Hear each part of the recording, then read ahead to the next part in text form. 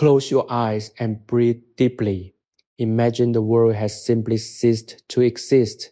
There are no buzzing notifications, no grinding traffic, no demands on your time or your spirit. Instead, you are drifting through the veil of time, landing softly in the year 1680. You find yourself high above the winding, tranquil canals of Leiden, a university city in the heart of the Dutch Republic. The air outside is cool and thick with the scent of damp earth and coming rain. You approach a heavy iron-latched door of a tall, narrow house. As you push it open, you are not greeted by the chaos of a city, but by a profound velvet silence.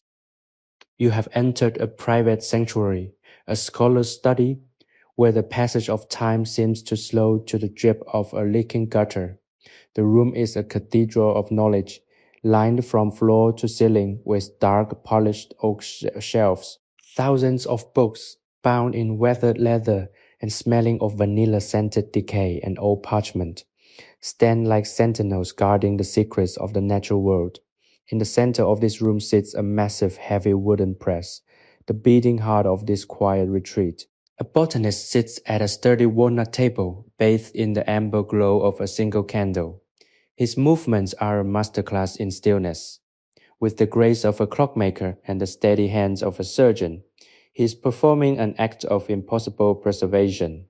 He is not merely picking flowers, he is trapping time itself. He takes a delicate wilted fern and a spray of wildflowers and begins to arrange them between sheets of thick, thirsty paper. Each petal is coaxed into place with a pair of silver tweezers. Each stem is aligned with a precision that borders on the religious. He does not rush, he does not fret. He is a man who understands that some things are too beautiful to be lost to the coming winter, too vital to be left to the rot of the fields. As the rain begins to drum a gentle, rhythmic lullaby against the lidded window panes, the world beyond these walls feels like a distant memory. Go out here, inside this island of dark wood and dried botanical treasures. The only thing that matters is the alignment of a leaf, the angle of a bloom, and the quiet satisfaction of a task performed with absolute, unhurried care. You are standing in the shadows of the corner, watching him, feeling the tension in your own muscles begin to dissolve. You are safe here. You are anchored in this moment of perfect, eternal calm. The dust motes dance in the candle's light, and the world, the real, loud, demanding world, is a million miles away. All that remains is the smell of old paper, the touch of the cooling air, and the beautiful, silent labor of a man who is turning nature into memory. Every breath you take here is slower than the last. Every thought you have is softer, fading into the background like the retreating sound of a carriage on a cobblestone street. There is no urgency in 1680. There is only the preservation of life, the stillness of the room, and the deep, abiding peace that comes from focusing on one single perfect thing.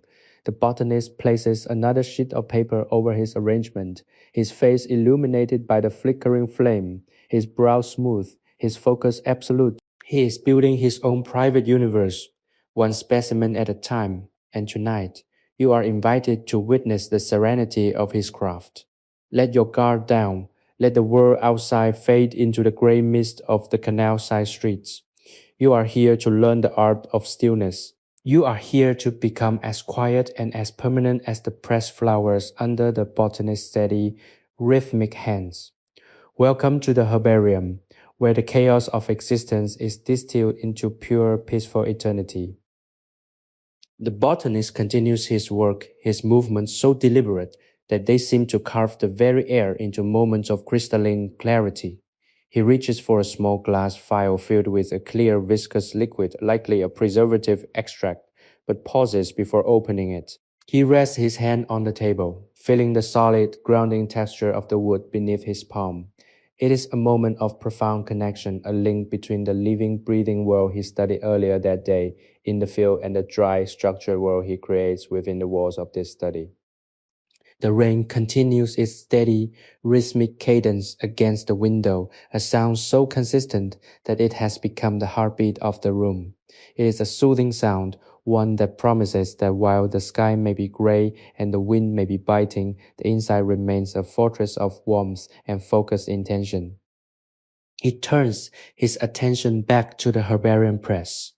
This press is not merely a piece of furniture, it is a repository of seasons.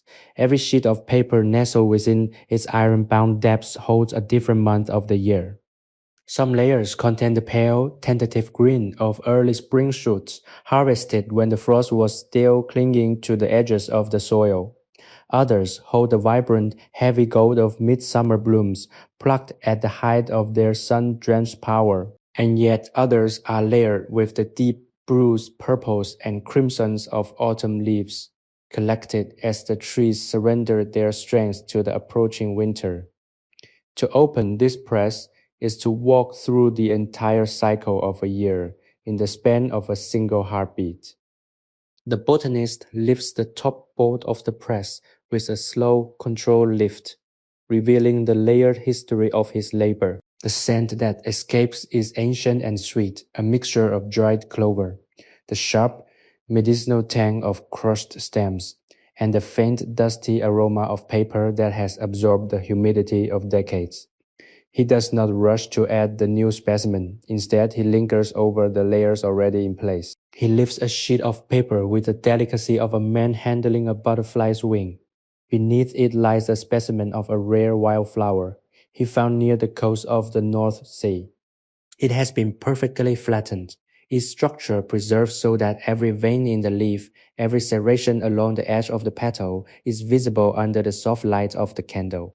It is a ghost of a flower, yet it is more vivid in its stillness than it ever was in the wind-tossed dunes of its origin. He finds a sense of purpose in this, a quiet, internal satisfaction that does not require an audience or a reward. It is enough to know that this beauty exists, that it has been saved from the inevitable march of rot and decay, and that it resides here in the dark, quiet safety of his home. As he works, his thoughts begin to settle. The worries of his day, a missed lecture at the university, an unanswered letter from a colleague in England, the rising cost of supplies, they all seem to lose their sharp edges. They become like the dried leaves on his table, fragile, manageable, and easily filed away. The act of pressing is a way of organizing his own mind. By bringing order to the unruly growth of the wild, he is bringing order to the unruly growth of his own thoughts. He picks up a new sheet of paper, thicker than the others, and lays it down with a soft sliding motion. His hands are dry, his skin a roadmap of a life spent outdoors. Yet here, in the dim light of the study, he is an artisan of the ephemeral. He picks up the fern he had set aside earlier. It is a common variety, but in his eyes it is a masterpiece of geometry. He positions it carefully, ensuring that the fronds do not overlap in a way that would hide the intricate lace of its architecture. He knows that if he is patient, if he places it with the right amount of pressure and allows it the time it needs to release its moisture, it will emerge as a permanent record. It will become a study of form and function that could perhaps survive for another 100 years. The thought of centuries is dizzying, yet here in the room, it feels perfectly natural. In 1680, time does not move in a straight, rushed line. It moves in circles, dictated by the turning of the earth and the shedding of the leaves. And here in this room, time holds its breath. You, the silent observer, find yourself mirroring his movements. You breathe in as he does. You pause as he does.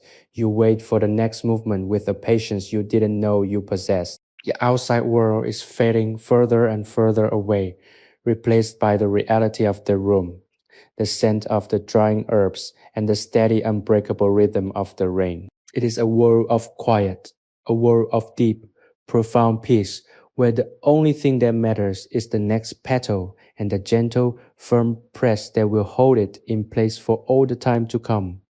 Every minute that passes is a minute deeper into the stillness, a minute further from the noise, and a minute closer to the heart of the natural world, distilled into this beautiful, quiet, and perfectly preserved collection of memories. You feel a heaviness in your eyelids, a pleasant, slow drag that welcomes the idea of rest.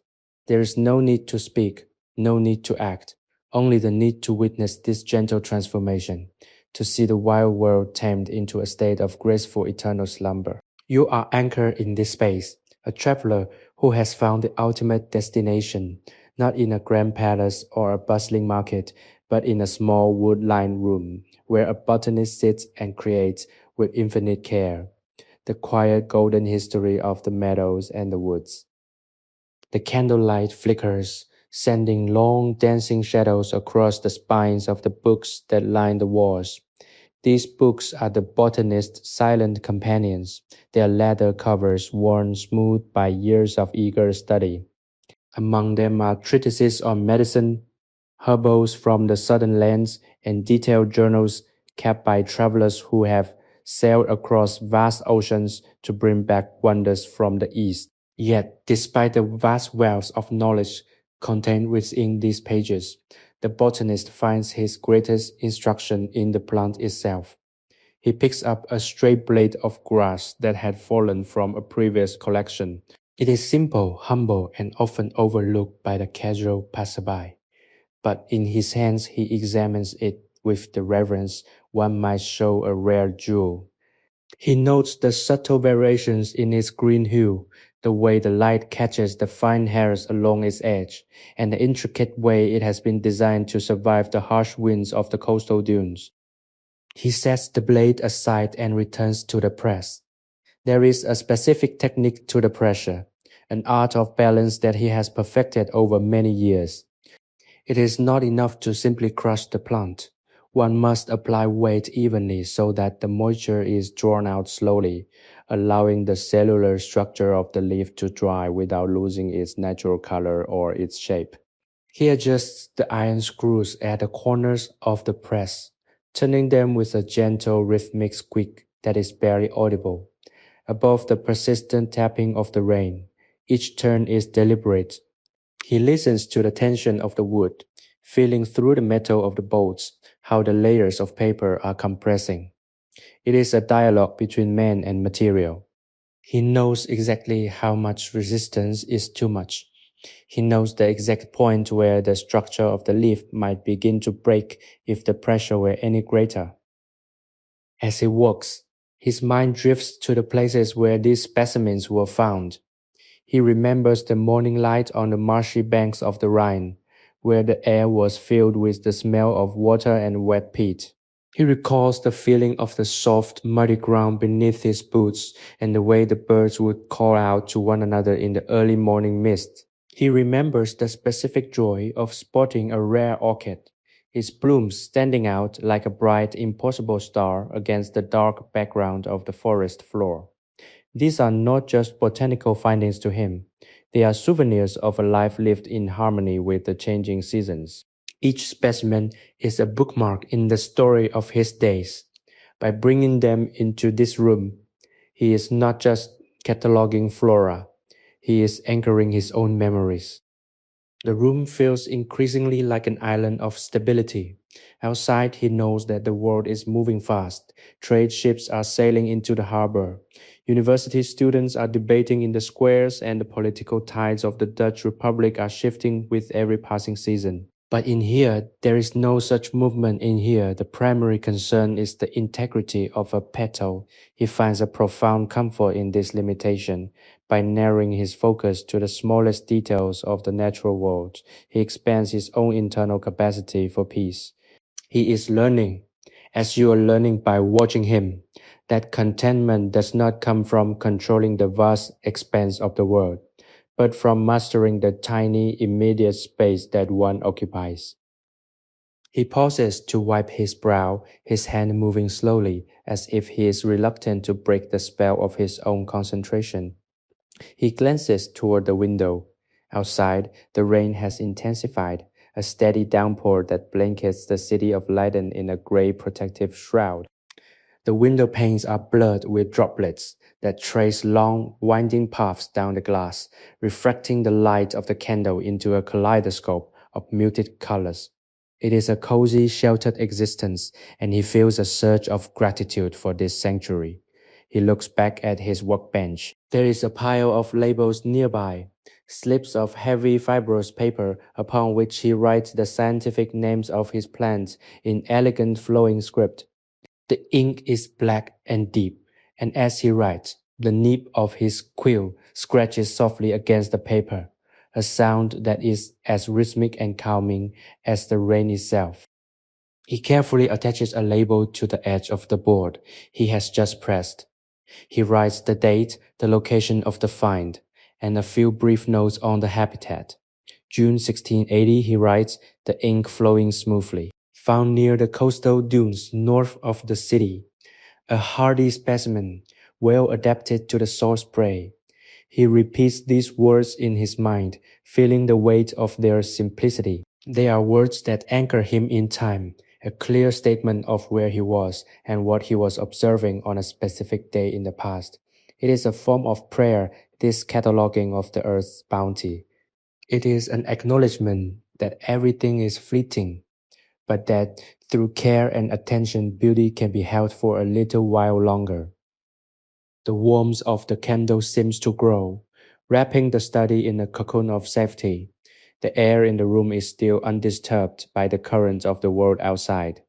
You continue to watch him, feeling your own breath slowing down to match his. You are part of this now, a silent witness to a process that has played out in this very room for years. There is nothing to worry about here, no expectation to be anything other than exactly who you are, sitting in the quiet, watching the rain, and appreciating the delicate, persistent work of a man who sees the world not as a collection of problems to be solved, but as a treasure chest of wonders to be preserved. You feel your limbs relaxing, the last vestiges of your day's fatigue melting away into the floorboards. The study is a world unto itself, and you are content to remain here, nestled in the silence, as the evening draws on, and the world outside the window slips away into the gray, peaceful embrace of the night. He carefully sets the quill aside, the nib resting in a small crystal inkwell, and allows his gaze to drift across the room once more. The shadows seem to have softened, the edges of the room blurring into the darkness of the corners, making the space feel even more intimate, like a ship cabin floating in an ocean of silence. He leans back in his heavy oak chair, the wood creaking softly in response, and lets out a long, slow breath. It is a breath that carries away the remaining tension of the day. He is not just a botanist, he is a guardian of these quiet, fragile things. He reflects on how many of these plants he has handled over the years and how each one has taught him something new about resilience.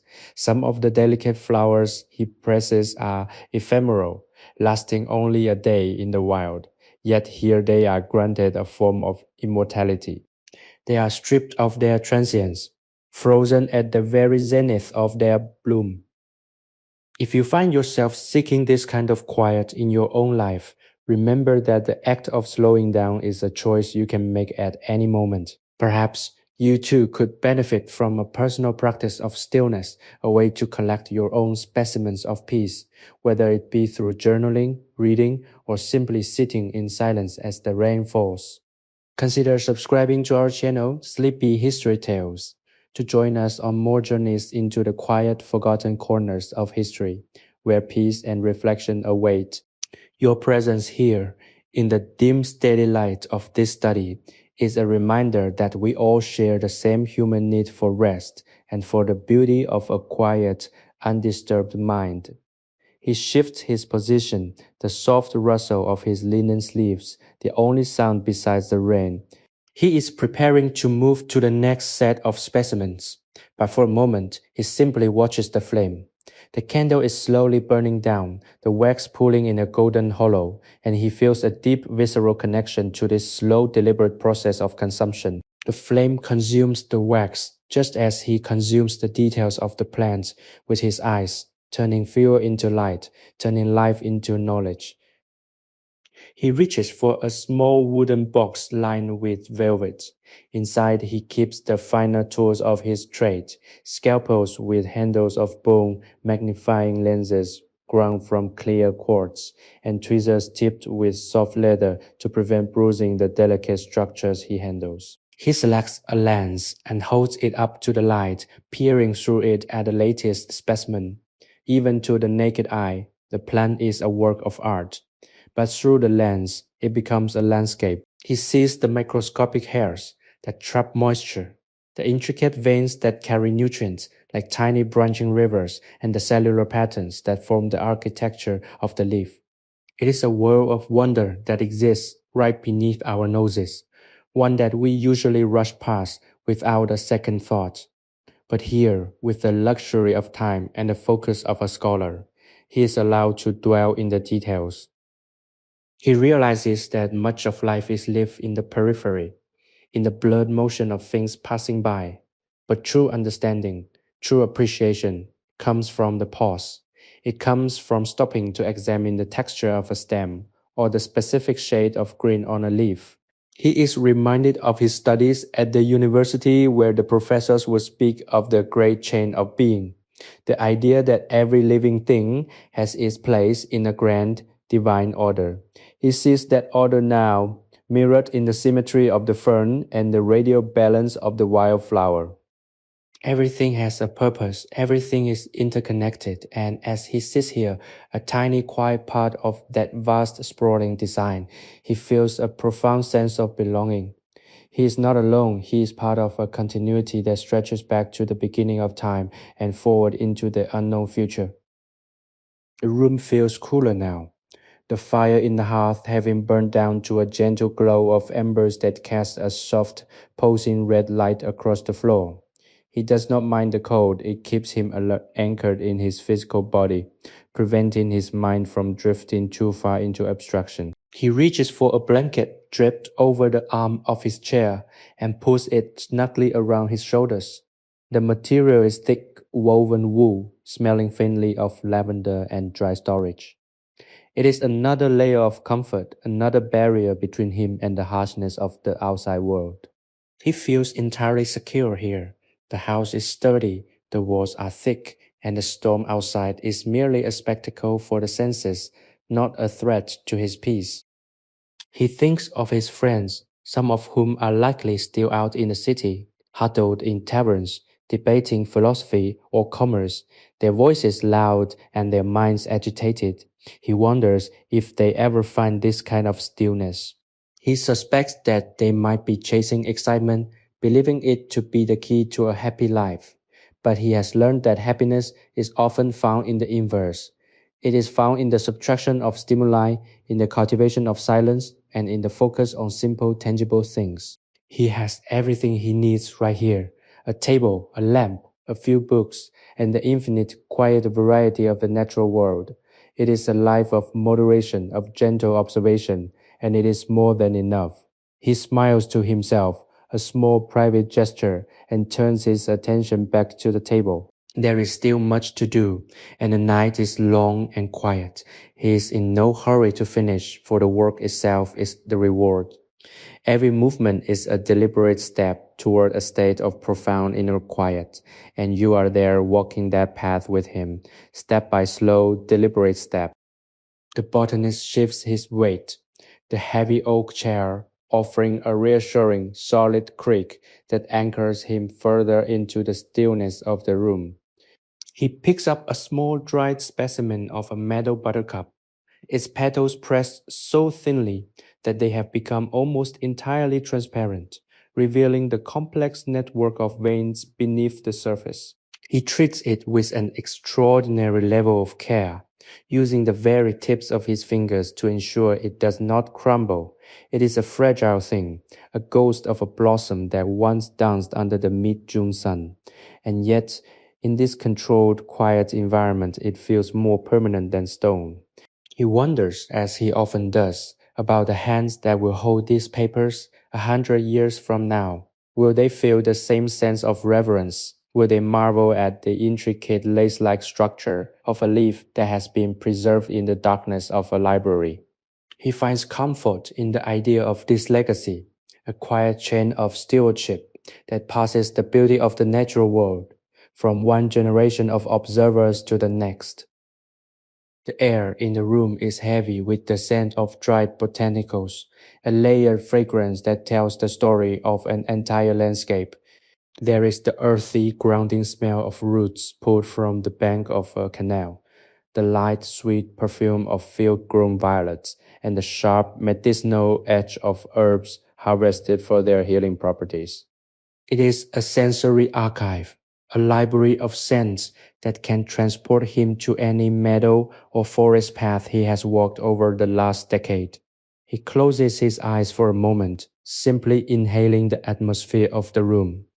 It is a scent that calms the racing thoughts of the day, acting as a natural sedative for a mind accustomed to the rigors of academic life.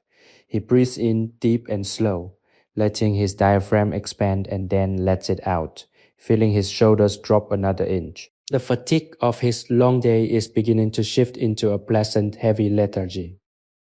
Outside, the rain has settled into a steady, rhythmic tapping that seems to have no beginning and no end.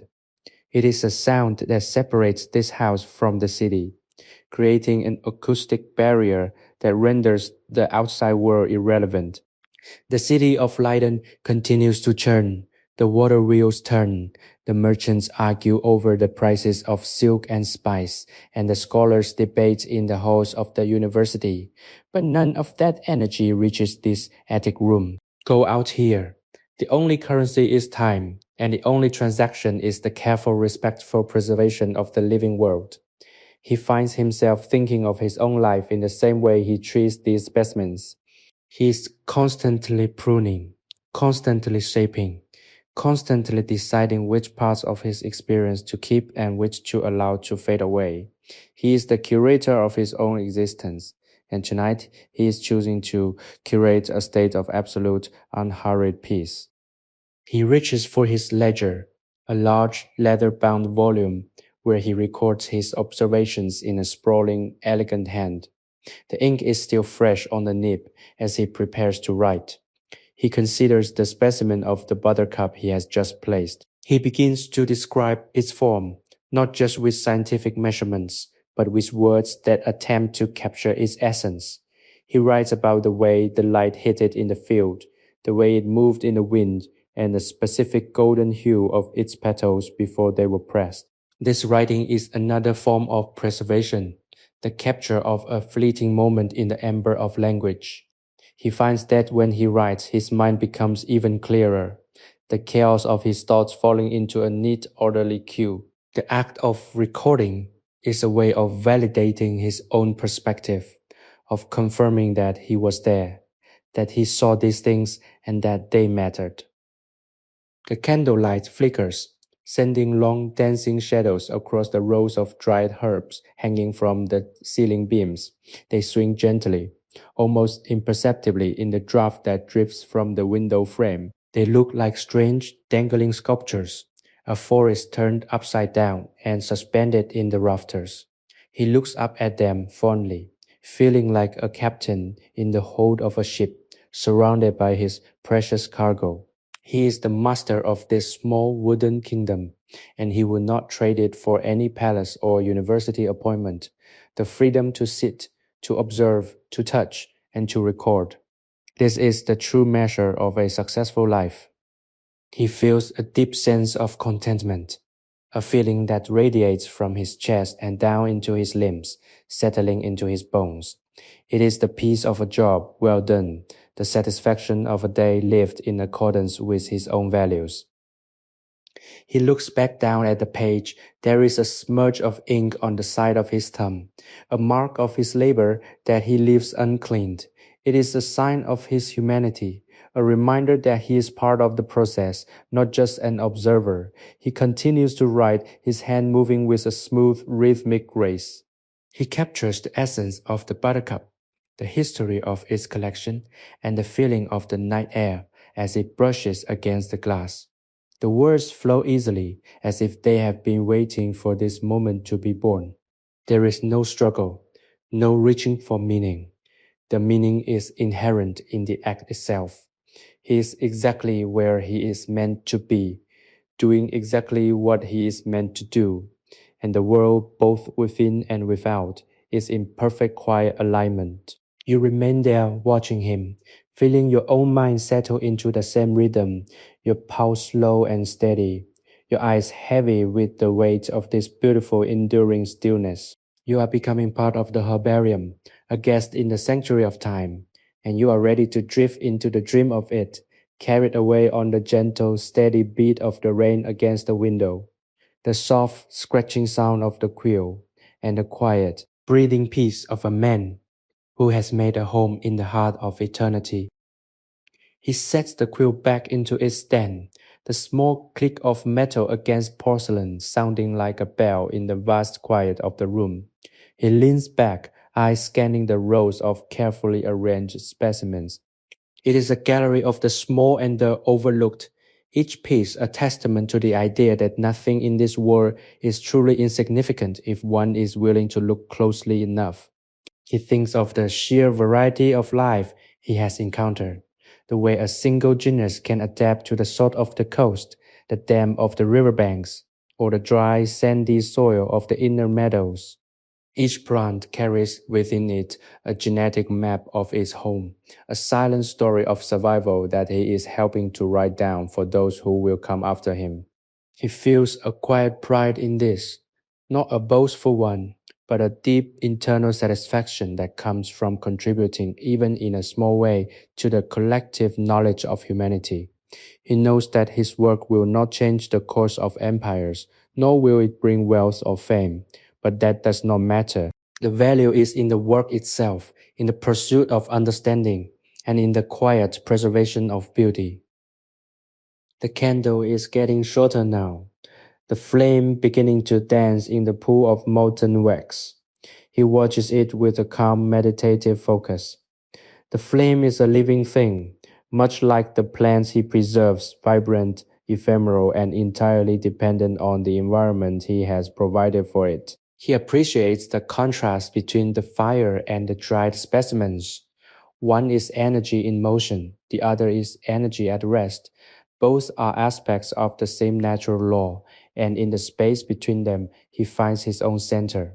He thinks of the many nights he has spent in this room, watching the seasons change through the cycle of the candles and the specimens. He remembers the nights when the snow banged against the window, the cold seeping through the glass, and the night when the summer heat held the room in a humid, heavy grip. Through all of it, the study has remained a sanctuary, a place where he can return to himself after the demands of the world. He stands up slowly, his joints stiff from hours of sitting, and stretches his arms toward the ceiling. The movement is stiff but satisfying, a way of waking his body up from the long, intense focus of his labor.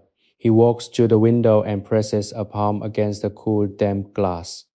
Outside, the city is a blur of soft gray light and dark, wet brick. The canals are like ribbons of obsidian, reflecting the sparse flickering lanterns of the street lamps. It is a beautiful scene, one that holds a quiet, melancholic charm that he has always loved. He watches a lone figure in a dark cloak hurry across a bridge, their form hunched against the rain, and he feels a surge of compassion for the world outside. Everyone is rushing, everyone is striving, everyone is trying to find their way through the storm. He wishes he could invite them all into this room, if only for a moment, to share in the peace of the silence and the beauty of the preserved quiet world. He returns to the table, but he does not sit. Instead, he moves to the corner of the room where a small wood-burning stove stands. He adds a single piece of dried oak, the wood crackling softly as it catches the embers. The heat is immediate, a gentle radiation that warms his skin and makes the room feel even more protected. He knows that soon it will be time for bed, but he is in no hurry to leave this space. He finds that the time just before sleep is the most valuable time of all, the time when the mind is most porous, when the worries of the day have lost their weight, and when the imagination is free to drift into the dreamlike space between reality and memory. He listens to the fire, the sound a soft rhythmic popping that matches the cadence of his own thoughts. Everything here is crafted for this purpose, to cultivate a state of mind that is receptive, peaceful, and open to the quiet wonders of existence. He thinks about how, in his own small way, he is a creator. He is creating a space, a feeling, and a collection of beauty that will outlive him. It is a humble form of immortality, perhaps, but it is one that he finds entirely fulfilling. As he looks around the room, he sees not just shelves and drawers, but a lifetime of observation, a physical manifestation of his own curiosity and care. It is a comforting thought, a way of anchoring his identity in something tangible and lasting. He feels the weight of the day beginning to truly settle into his bones, a heavy, pleasant tiredness that welcomes the prospect of deep, unbroken sleep. He turns back to the table one final time, checking that all his tools are cleaned and in their proper places. Everything is in order.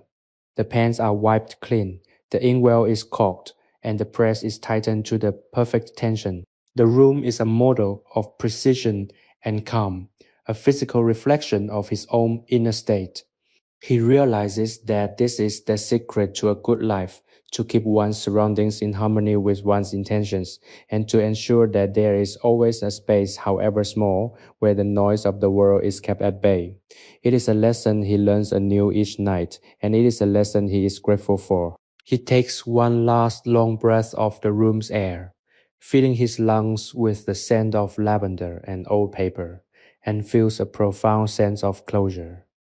Sleepy History Tales is a sleep history storytelling platform created for entertainment, inspiration, education, and the promotion of positive emotional values. He knows that his work here is finished for the night, but the peace he has cultivated will remain in the room, waiting for his return. The candles are guttering out, the fire is glowing soft and low, and the rain continues its steady, rhythmic lullaby on the glass. He is ready for the deep, restorative rest that comes from a day well spent and a mind at ease, ready to drift away into the quiet, dark, and beautiful embrace of the night. The transition from the intense focus of his work to the encroaching stillness of the night is a gradual, fluid process. He moves through the room with a familiarity that requires no light, his hands guiding him through the familiar geometry of his sanctuary. He walks toward the heavy iron-bound trunk in the far corner, where he stores his spare parchment and jars of dry pigments. As he lifts the lid, the smell of clean dry fiber meets him, a sharp crisp contrast to the earthy scents of the herbarium shelves. He selects a clean, soft cloth to wipe down the surface of his walnut table, a final act of stewardship before he leaves the space for the night. The wood, dark and polished by years of use, feels cool under his touch, and the rhythmic sweeping motion of his hand provides a final grounding cadence to the evening. He is methodical, each motion an extension of the meditation he has practiced throughout the hours of darkness. He thinks back to the specimens he placed earlier, the buttercup, the fern, the delicate stalks of grass. They are currently locked in the darkness of the press, undergoing their quiet transformation. He imagines them in the quietude, slowly surrendering their moisture, their colors deepening and setting as they are compressed into the paper. There is something deeply poetic about this waiting period, this unseen change. It is a reminder that the most significant shifts in life often occur in the dark, in the quiet, and away from the observation of others. Just as the plants are changing their state, he feels himself shifting. The intellectual rigor that defined his day, the classifying, the measuring, the labeling, is giving way to a more intuitive, receptive state of being. He is no longer the scholar. He is simply a man, tired and content, breathing the same air as the world around him. The rain outside has lessened to a soft, persistent mist, a fine veil that softens the sharp angles of the Leiden architecture. He walks back to the center of the room and pauses by the window. The reflection he sees in the glass is of a man who is at peace with his surroundings. The candlelight. now low casts a warm golden glow on his face, highlighting the lines of experience around his eyes and the slight relaxed set of his jaw. He looks at this reflection not with vanity but with curiosity. He wonders if the person looking back is the same one who sat down at this table several hours ago. He feels lighter, as if the act of cataloging the natural world has allowed him to shed his own layers of stress and expectation. He has become, in essence, part of his own collection, a specimen of humanity, pressed and preserved in this moment of quiet. He decides to open the window just a crack to let in the cool, damp air of the Dutch night. As the latch gives way with a small metallic click, the scent of the canal water, the wet brick, and the faint, sweet smell of the distant gardens drifts into the room. It is a bracing, revitalizing sensation. He closes his eyes, inhaling deeply, and lets the air wash over him. It brings with it the sounds of the night, the distant muffled tolling of a church bell, the soft lapping of water against a nearby boat, and the rustle of leaves in the trees lining the canal. It is a symphony of stillness, a reminder that the world continues to exist even when we are not actively engaged with it. There is a profound comfort in this perspective. He is a small part of a much larger living system, and his work, while meaningful to him, is just one small thread in the great complex tapestry of existence. He turns back to the center of the room and begins to extinguish the remaining candles. He does this one by one, the flames puffing out into thin curling ribbons of smoke that dance in the air before vanishing into the shadows. As each candle dies, the room grows deeper, richer, and more enveloping. He moves with grace, his silhouette becoming a part of the darkness until only the soft red glow of the wood-burning stove remains. It is enough. The room is now a place for dreaming, not for labor.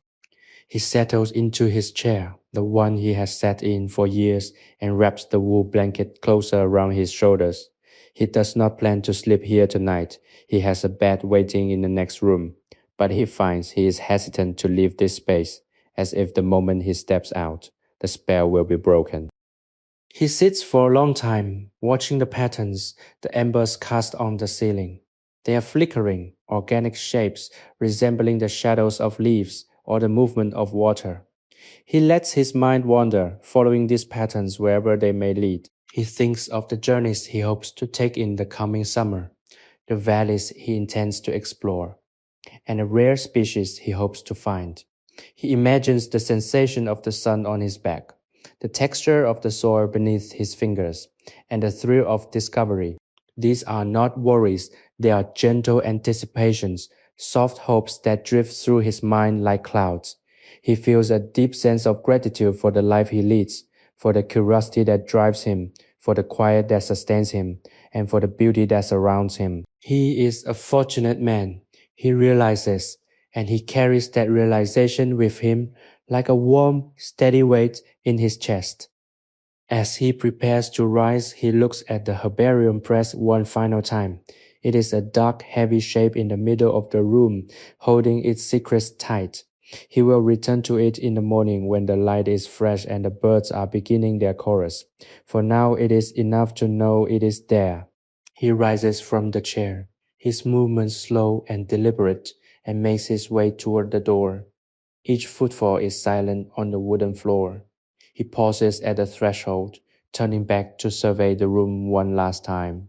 It is a kingdom of silence, a repository of memories, and a sanctuary of peace. He reaches for the iron latch, his fingers finding the cool, familiar metal, and with a soft, final movement, he pulls the door shut, leaving the study to the dark, the silence and the eternal quiet beauty of the natural world as he steps out into the soft, comforting shadows of the house. The hallway outside the study is narrow and dimly lit, the floorboards sighing under his weight, with a familiar rhythmic creak that has become the soundtrack of his domestic life. As he walks toward his bedchamber, the air feels different here, less saturated with the scent of dried herbs and more infused with the cool, clean smell of the night air filtering in from the garden. The contrast is subtle but distinct. a transition from the intellectual focused energy of the study to the personal restorative energy of his private quarters.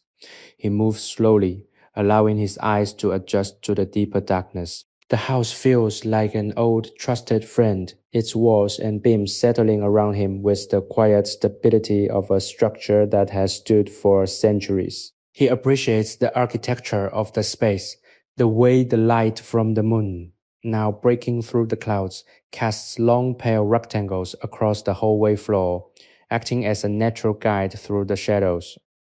He enters his chamber, a room that is simple and sparse, reflecting the same commitment to moderation that defines his work in the herbarium. There is a heavy wooden bed with curtains of coarse undyed linen, a small washstand, and a single chair by the hearth.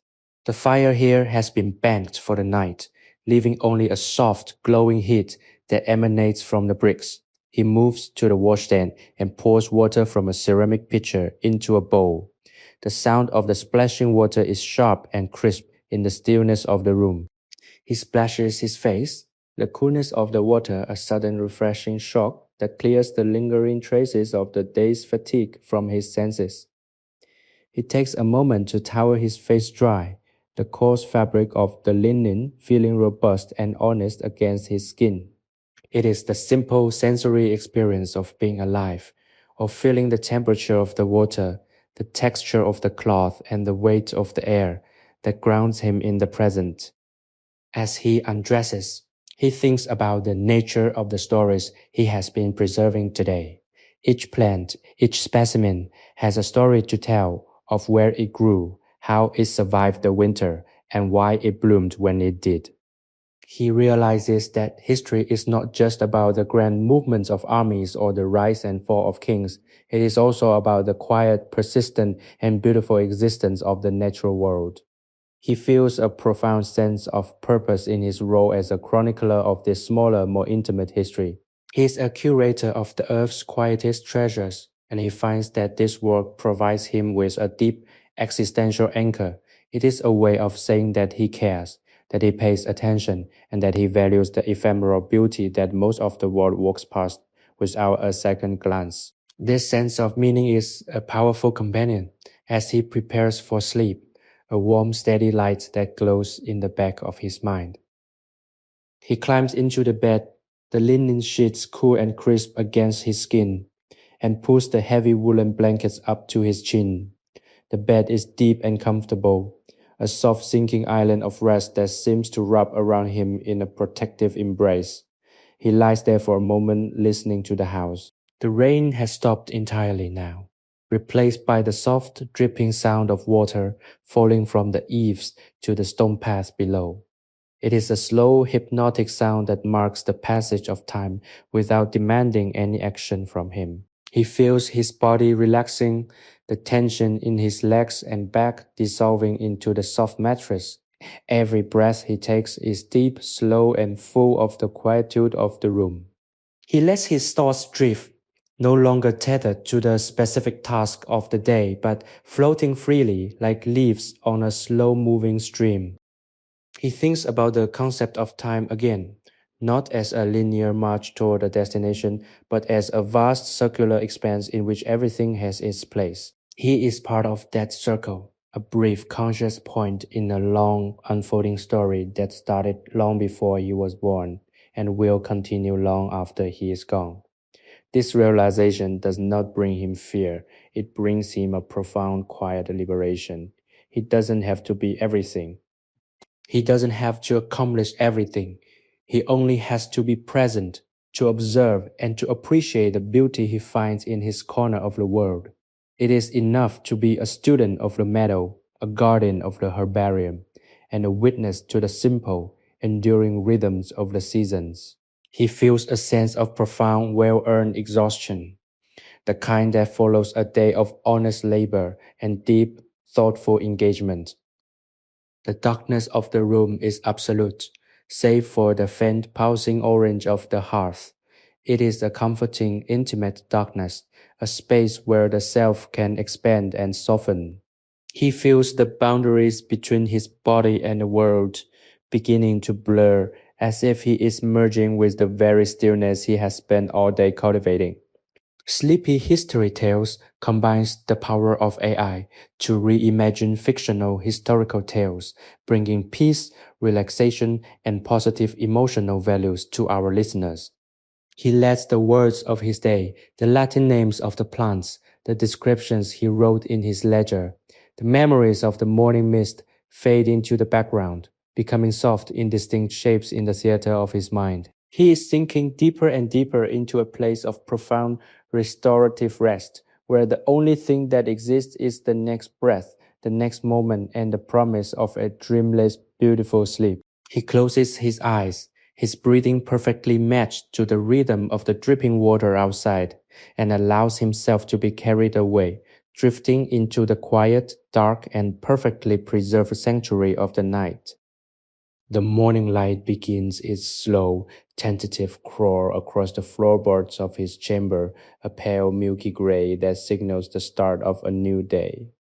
He awakens not with the sharp jolt of alarm or the sudden intrusion of duty, but with a gradual, gentle rising of his spirit, much like a plant turning toward the early sun.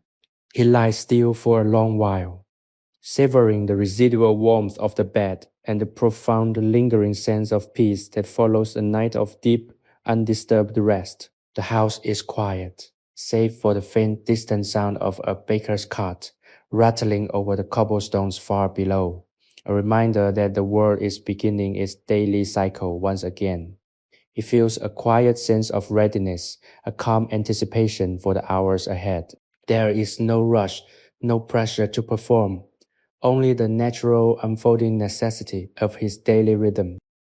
As he rises, he feels the cool air of the morning against his skin, a refreshing awakening touch. He dresses in the simple sturdy clothes he favors, a linen shirt, a pair of woolen trousers, and a soft worn leather waistcoat that smells of the workshop. He moves with a deliberate, unhurried grace, his body finding its familiar rhythm as he washes and prepares for the day. Each movement is a continuation of the meditation he cultivated the night before, a reminder that the boundary between work and life is porous, and that he can bring the same focused, peaceful attention to every aspect of his existence. He opens the window, and the air that rushes in is cool and crisp, carrying with it the sense of the city waking up, damp earth, burning wood, and the faint, sweet promise of a morning breeze coming off the canals. He walks back through the hallway, his footsteps soft and steady. As he approaches the door to his study, he feels a familiar warm glow of anticipation. It is his sanctuary, the place where he finds his truest expression and his deepest satisfaction. He pushes the door open, the iron latch clicking with a sound that feels like a homecoming. The room is bathed in the soft, diffuse light of the morning, the air still holding the lingering, comforting scent of the pressed botanicals.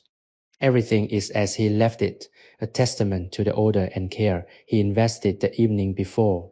He walks to the desk and stands there for a moment, simply absorbing the atmosphere. The silence is profound, a living presence that invites him to sit, to begin, to observe.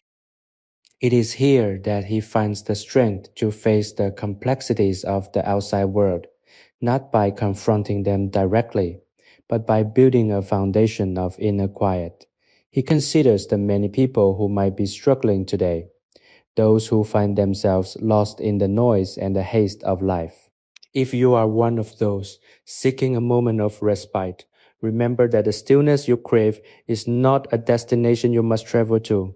It is a space you can create within yourself, right where you are. We invite you to continue this journey with us by subscribing to Sleepy History Tales, where we explore the quiet human stories that remind us of the value of peace, reflection, and the beauty of a simple, intentional life. By choosing to step into this space with us, you are affirming the importance of your own well being and the pursuit of a more balanced, harmonious existence. He sits down at the desk, his hand reaching for the quill. He does not begin by working. He begins by breathing, by centering his thoughts, and by acknowledging the beauty of the morning. He takes a moment to observe the light filtering through the window, the way it catches the dust motes and turns them into tiny dancing stars. He finds a simple, profound joy in this. He is not a man of great power or wealth, but he is a man of great awareness, and that he believes is the true secret to a happy life. He thinks of the plants he will process today, the ones he gathered from the meadow yesterday afternoon. He remembers the way the stems felt in his hand, the way the light played on the petals, and the specific fleeting beauty of their form. He picks up a fresh sheet of paper, the texture rough and substantial, and begins to prepare his workspace. He checks the press, the iron screws still as tight as he left them, holding the previous day's work in a state of suspended animation. He feels a sense of profound quiet gratitude. The world is changing. The seasons are turning, and the history of the earth is unfolding. But here, in this room, he is allowed to hold a small, beautiful piece of it, to understand it, and to honor it with his attention. He is a part of this unfolding, a witness to the wonder, and that is more than enough. He feels the day ahead, stretching out before him like a long, clear, and peaceful road, and he is ready to walk it with the same gentle, persistent care that he gives to every petal, every leaf, and every quiet, beautiful moment of his life. He picks up the quill, dips it into the inkwell, and begins to write, his movements as fluid and graceful as the morning, the ink flowing onto the paper as if it were a natural, inevitable extension of his own peaceful mind. The morning sun intensifies, casting a brighter, more defined light across the workshop, revealing the intricate textures of the shelves and the deep, rich grain of the walnut table. He feels a sense of renewal as he begins to unpack his satchel, revealing the specimens he gathered during his early walk along the canal banks. Each one is a small living treasure still holding the dew of the dawn. He handles them with an exaggerated tenderness, acknowledging that they are delicate survivors. He spreads them out on a clean piece of parchment, observing the way they immediately begin to curl and adapt to the dry air of the room. He knows he must act quickly to preserve them, but he refuses to do so with any sense of haste. He wants to document the way they look now, in their freshest state, before they are pressed into their permanent flattened forms. He finds a sense of cosmic alignment in this morning ritual. By documenting the plants, he is participating in a grand tradition of scientific inquiry that spans from the ancient herbalists of the East to the modern scholars of the Dutch universities. Yet, his approach is deeply personal. He is not just classifying, he is conversing with the natural world. As he selects a stem of wild thyme, he remembers the specific spot where he found it, a sunny patch near a crumbling stone wall where the air was buzzing with the activity of bees. He can almost smell the nectar, the heat of the sun on the stones, and the dry, aromatic scent of the earth.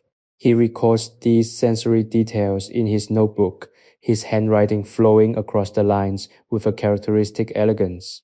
These details turn a dry specimen into a living memory, a portal that can transport him back to that moment whenever he desires. He notices a small caterpillar on the stem of a wildflower, a tiny industrious traveler that has hitched a ride from the meadow to his study. He doesn't brush it away with annoyance. Instead, he carefully picks it up with the tip of his quill and places it on a nearby potted plant that he keeps on the windowsill. It is a small, compassionate act, one that resonates with his fundamental philosophy that every life, no matter how small, has its place and its dignity. He watches the little creature find its footing on the leaf and feels a surge of quiet joy. It is a reminder that he is not a master of the natural world, but a guest, a student who is learning from the wisdom that is written in the very structure of every leaf and creature. The room is silent, yet it feels full of activity. The dust motes dance in the light.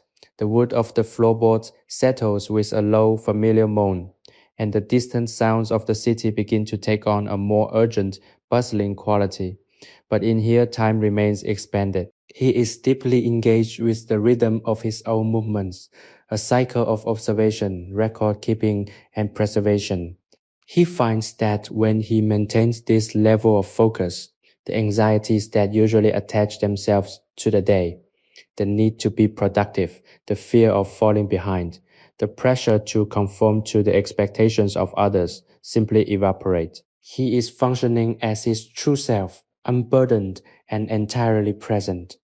He recognizes this as a form of grace, a state of mind that is both highly active and deeply restful. He reaches for a fresh sheet of paper and begins the process of mounting the specimens. He uses a thin translucent glue made from fish sturgeon, which he keeps in a small copper warming pot to maintain its perfect consistency. He applies it with a fine-tipped brush, placing only the smallest, most necessary depths to secure the specimen without obscuring its delicate anatomy. He works with a surgeon's precision, his breast held, his eyes narrowed, his entire being concentrated on the junction where the stem meets the paper. This is the moment of greatest risk, where a slip could ruin a day's work, yet he feels no fear. He has developed a trust in his own hands, a confidence that is built on years of practice, and a deep abiding respect for the materials he works with. As he finishes mounting each specimen, he lays them out to dry on a wooden rack he has constructed near the hearth. The heat from the stove provides a gentle, consistent drying environment that prevents the growth of mold and ensures that the colors remain as true as possible to their living form. He watches the rack fill up, a collection of shapes and shades that represent the bounty of the day. It is a satisfying sight, a physical manifestation of his dedication and his curiosity. He knows that in the days to come, he will label these specimens, classify them into his larger collection, and store them away for future study. But for now, it is enough that they are here, drying in the quiet warmth of his room. He sits back, wipes his hands on a clean cloth, and takes a long, slow breath, feeling the deep, resonant peace of a morning well-lived. He is content, he is focused, and he is perfectly at home in the quiet heart of his own world. The midday sun reaches its zenith, spilling golden light into the study and casting shorter, more intense shadows beneath the legs of the heavy tables and chairs. The botanist finds himself pausing, his work momentarily set aside as he leans back to survey the collection he has carefully arranged on the rack. The subtle, drying scent of the plants, partly sweet, partly sharp, fills the air, creating a sensory environment that feels both ancient and profoundly alive. He reflects on how much he has changed since he first began this practice decades ago. Back then, he had been motivated by a restless academic drive to classify and conquer, to organize the natural world into neat, manageable folders. Now he realizes that the act of classification is less about mastery and more about understanding his own place within the interconnected web of life. He is not the observer apart from nature. He is a part of it, a fleeting witness to its enduring cyclical beauty. He walks to the small leaded window and opens it further, allowing a gentle breeze to drift through the room. The scent of the city, the salt of the harbor, the tang of the canals, and the faint earthy aroma of the nearby gardens invades the sanctuary, a reminder that the world outside continues its restless, unending motion. He watches a pair of sparrows darting between the chimney pots on the neighboring roof, their movements quick, decisive, and entirely unconcerned with the grand affairs of men. He finds a strange sense of comfort in their indifference. Their world is governed by hunger, by nesting, by the basic raw requirements of survival, and there is a beautiful, brutal simplicity in that. He too is governed by these basic needs, yet he has chosen to layer upon them a life of contemplation and art. He considers the balance between the two, the need for sustenance and the need for meaning. He returns to his workbench, but rather than diving back into the specimens, he sits for a moment in the silence, letting his thoughts settle into the quiet, dark corners of the room. He thinks of the many scholars he has met in his travels, men who speak of the world in terms of geometry and mechanics, who seek to reduce every mystery to a set of laws or an equation. He respects their dedication, yet he feels that something vital is lost in their pursuit. There is a texture to existence, a way that the light hits a leaf in the evening, or the specific way the wind sounds through the rushes by the canal. They cannot be captured by an equation. It must be experienced, it must be felt, and it must be cherished. That is the philosophy behind his herbarium, and he feels a renewed sense of purpose in his work. He is not trying to solve the world, he is trying to honor it. He picks up a small weathered journal from the stack on his desk, one he began when he was a young man, filled with sketches of plants he found in the forests of the south. He leaves through the pages, the paper thin and yellowed, feeling the weight of the years in his hands. He sees the traces of his early clumsy attempts at drawing, followed by the slow evolution toward the refined, delicate style he has today.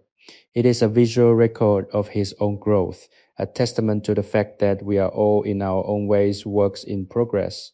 He feels a deep, quiet gratitude for the man he was then, for the curiosity that led him to this life, and for the persistence that allowed him to continue year after year in the pursuit of his own personal truth. He closes the book, the sound a soft final thud in the room, and feels a sense of complete, unwavering peace. As the afternoon light begins to shift, casting a warmer, more amber hue across the floorboards, he realizes he has reached a state of flow where the passage of time is no longer measured in hours, but in the steady rhythm of his breath and the quiet incremental progress of his work. He does not feel the need to rush, for the quality of his attention is more important than the volume of his output. He picks up his brush, dips it into the warming pot of glue, and resumes his work with a calm, steady hand. He is mounting a specimen of wild mint, its leaves still holding a trace of their cooling, aromatic oil. As he places it on the paper, the scent rises to meet him, a sharp, refreshing reminder of the vitality of the plant kingdom. He works in total harmony with his tools, his movements so fluid and precise that the boundary between the botanist and the work begins to vanish. This is the state he strives for, a total unencumbered presence. He is not thinking about the past. He is not planning for the future. He is entirely content within the act of placing this leaf, this stem, this flower. He knows that when he finally stops for the day, he will carry this state of mind with him, a quiet, protective layer that shields him from the noise and the agitation of the city. He is in this small wood-lined room, the architect of his own contentment, and he finds that it's a masterpiece of his own design. The silence is no longer an absence of sound. It is a full resonant presence, a foundation upon which he can build a life of intention, observation, and deep enduring peace. Every action is a step deeper into this sanctuary, and he is entirely, profoundly at home within it. He continues his work, the sun slowly descending, and the room growing quieter with every passing moment, until the only reality that remains is the beautiful, delicate life he is preserving and the gentle, steady heartbeat of his own quiet labor. The afternoon light begins to pull back, retreating from the corners of the study, and with it, the vibrant clarity of the day fades into a soft, golden twilight. He remains at his table, the pace of his work slowing down to match the waning sun. This is the time of day he cherishes above all others, a threshold between the industrious demands of the light and the introspective surrender of the dark. He finds that his mind, usually sharp and analytical during the bright hours, begins to open up to broader, more abstract thoughts. He ponders the nature of legacy, not in the sense of fame or public recognition, but in the sense of the quiet imprints we leave behind in the world. By documenting these plants, by creating a permanent physical record of their existence, he is participating in a dialogue that spans centuries. He is ensuring that the beauty he witnesses today will not simply vanish but will be held like a pressed bloom for another to discover, admire, and learn from in a time he will never see. If you find yourself reflecting on the marks you wish to leave on the world, perhaps you might consider how you can bring more intention into your daily tasks, transforming even the most mundane activities into meaningful contributions. We invite you to be part of our community at Sleepy History Tales, where we regularly explore these themes of quiet legacy, the beauty of the historical narrative, and the profound peace that comes from a life lived with careful attention to detail. Please consider subscribing to our channel, as your engagement supports our ongoing effort to bring these stories of tranquility and reflection to listeners who, like you, seek to carve out a sanctuary in the modern age. Every story we share is a testament to the belief that the past holds keys to our future well-being, and your participation is the bridge that carries this wisdom forward. He rises from his chair, the wood complaining with a familiar low groan, and stretches his back. The physical toll of the day is a welcome sensation, a reminder that he has lived well and worked with focus. He walks to the small lidded window, which is now framed by the deep bruised purples and crimsons of the setting sun. The city below is transforming. The street lamps are beginning to flicker to life, and the sounds of the day, the heavy carts, the shouts of the vendors, the relentless bustle are softening into the rhythmic, low hum of evening social life. He feels a sense of detachment from it all. He is a resident of this house, a denizen of this study, and he feels no particular pull toward the outside world. He has his books, his specimens, his thoughts, and the growing, encroaching silence of his sanctuary.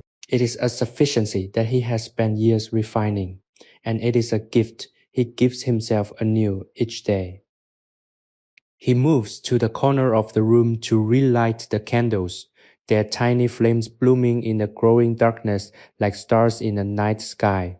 The room is immediately transformed, the light pooling on the table and catching the edges of the shelves, creating an atmosphere of intimacy and warmth. He returns to his station not to work, but to organize. He spends the next hour carefully filing away the remnants of the day's labor. He puts the glue back, cleans his brushes in a small jar of warm, soapy water, and closes his ledger with a sense of finality. He is closing the door on the active, demanding part of his day, preparing for the transition into the evening's quiet reading and contemplation.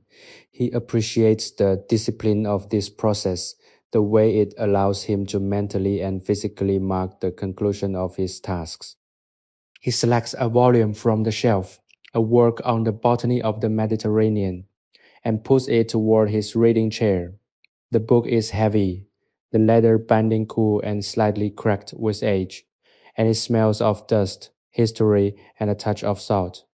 He knows the content well, yet he finds something new in it every time. He opens the pages, a detail in a diagram, a marginal note made by a scholar from an earlier age, or a turn of phrase that captures the wonder of a particular plant. He reads slowly, his eyes moving with the pace of the narrative, his mind absorbing the information with a gentle, appreciative clarity.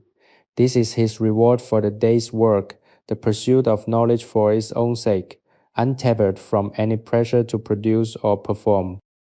As he reads, he becomes aware of the silence of the house, a deep resonant quality that makes his own presence feel significant yet quiet.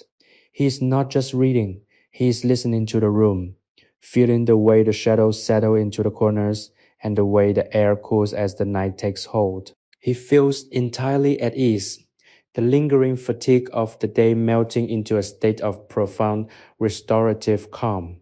He is where he belongs, doing what he loves, and he is fully conscious of the beauty of this moment. He turns a page, the thin paper rustling softly, and continues his journey into the knowledge of the past, completely content to stay here for hours, suspended in the amber of the evening, until the candle burns low and the world outside the window is nothing more than a memory of a day that has been lived with care, intention, and an unwavering quiet heart. The candlelight begins to dim as the wick grows long, casting a flickering, hypnotic light across the heavy tome resting on his knees. He turns the page with a deliberate slow motion, his eyes tracing the intricate, hand-drawn illustrations of exotic flora from distant, sun-drenched lands. These sketches, created by explorers centuries ago, possess a vivid, raw quality that the cold, mechanical woodcuts of later years often lack. He lingers over an image of a sprawling tropical vine, its leaves detailed with an almost obsessive precision. It's a reminder of the sheer vastness of the natural world, a world he will never fully map or understand, yet one he can appreciate in its entirety through the eyes of those who came before him. This pursuit of knowledge is an endless winding path, and he finds a profound quiet thrill in knowing that he is merely a traveler upon it, walking in the footsteps of the curious who have always sought to document the wonder of creation. He looks up from the book, his gaze drifting toward the shelves that line the walls, now partially obscured by the shifting shadows of the room.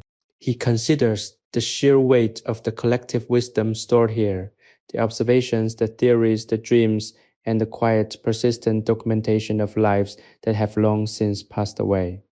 It is an overwhelming thought, yet it does not weigh him down. Instead, it offers him a sense of belonging, a quiet assurance that his own life, his own contributions, however small, are part of this enduring chain of human curiosity.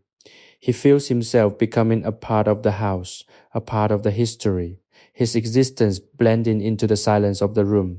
He does not fear the inevitable passing of his own time, for he knows that the work he has done, the specimens he has preserved, and the atmosphere he has cultivated will remain as a quiet testament to a life lived with passion and purpose.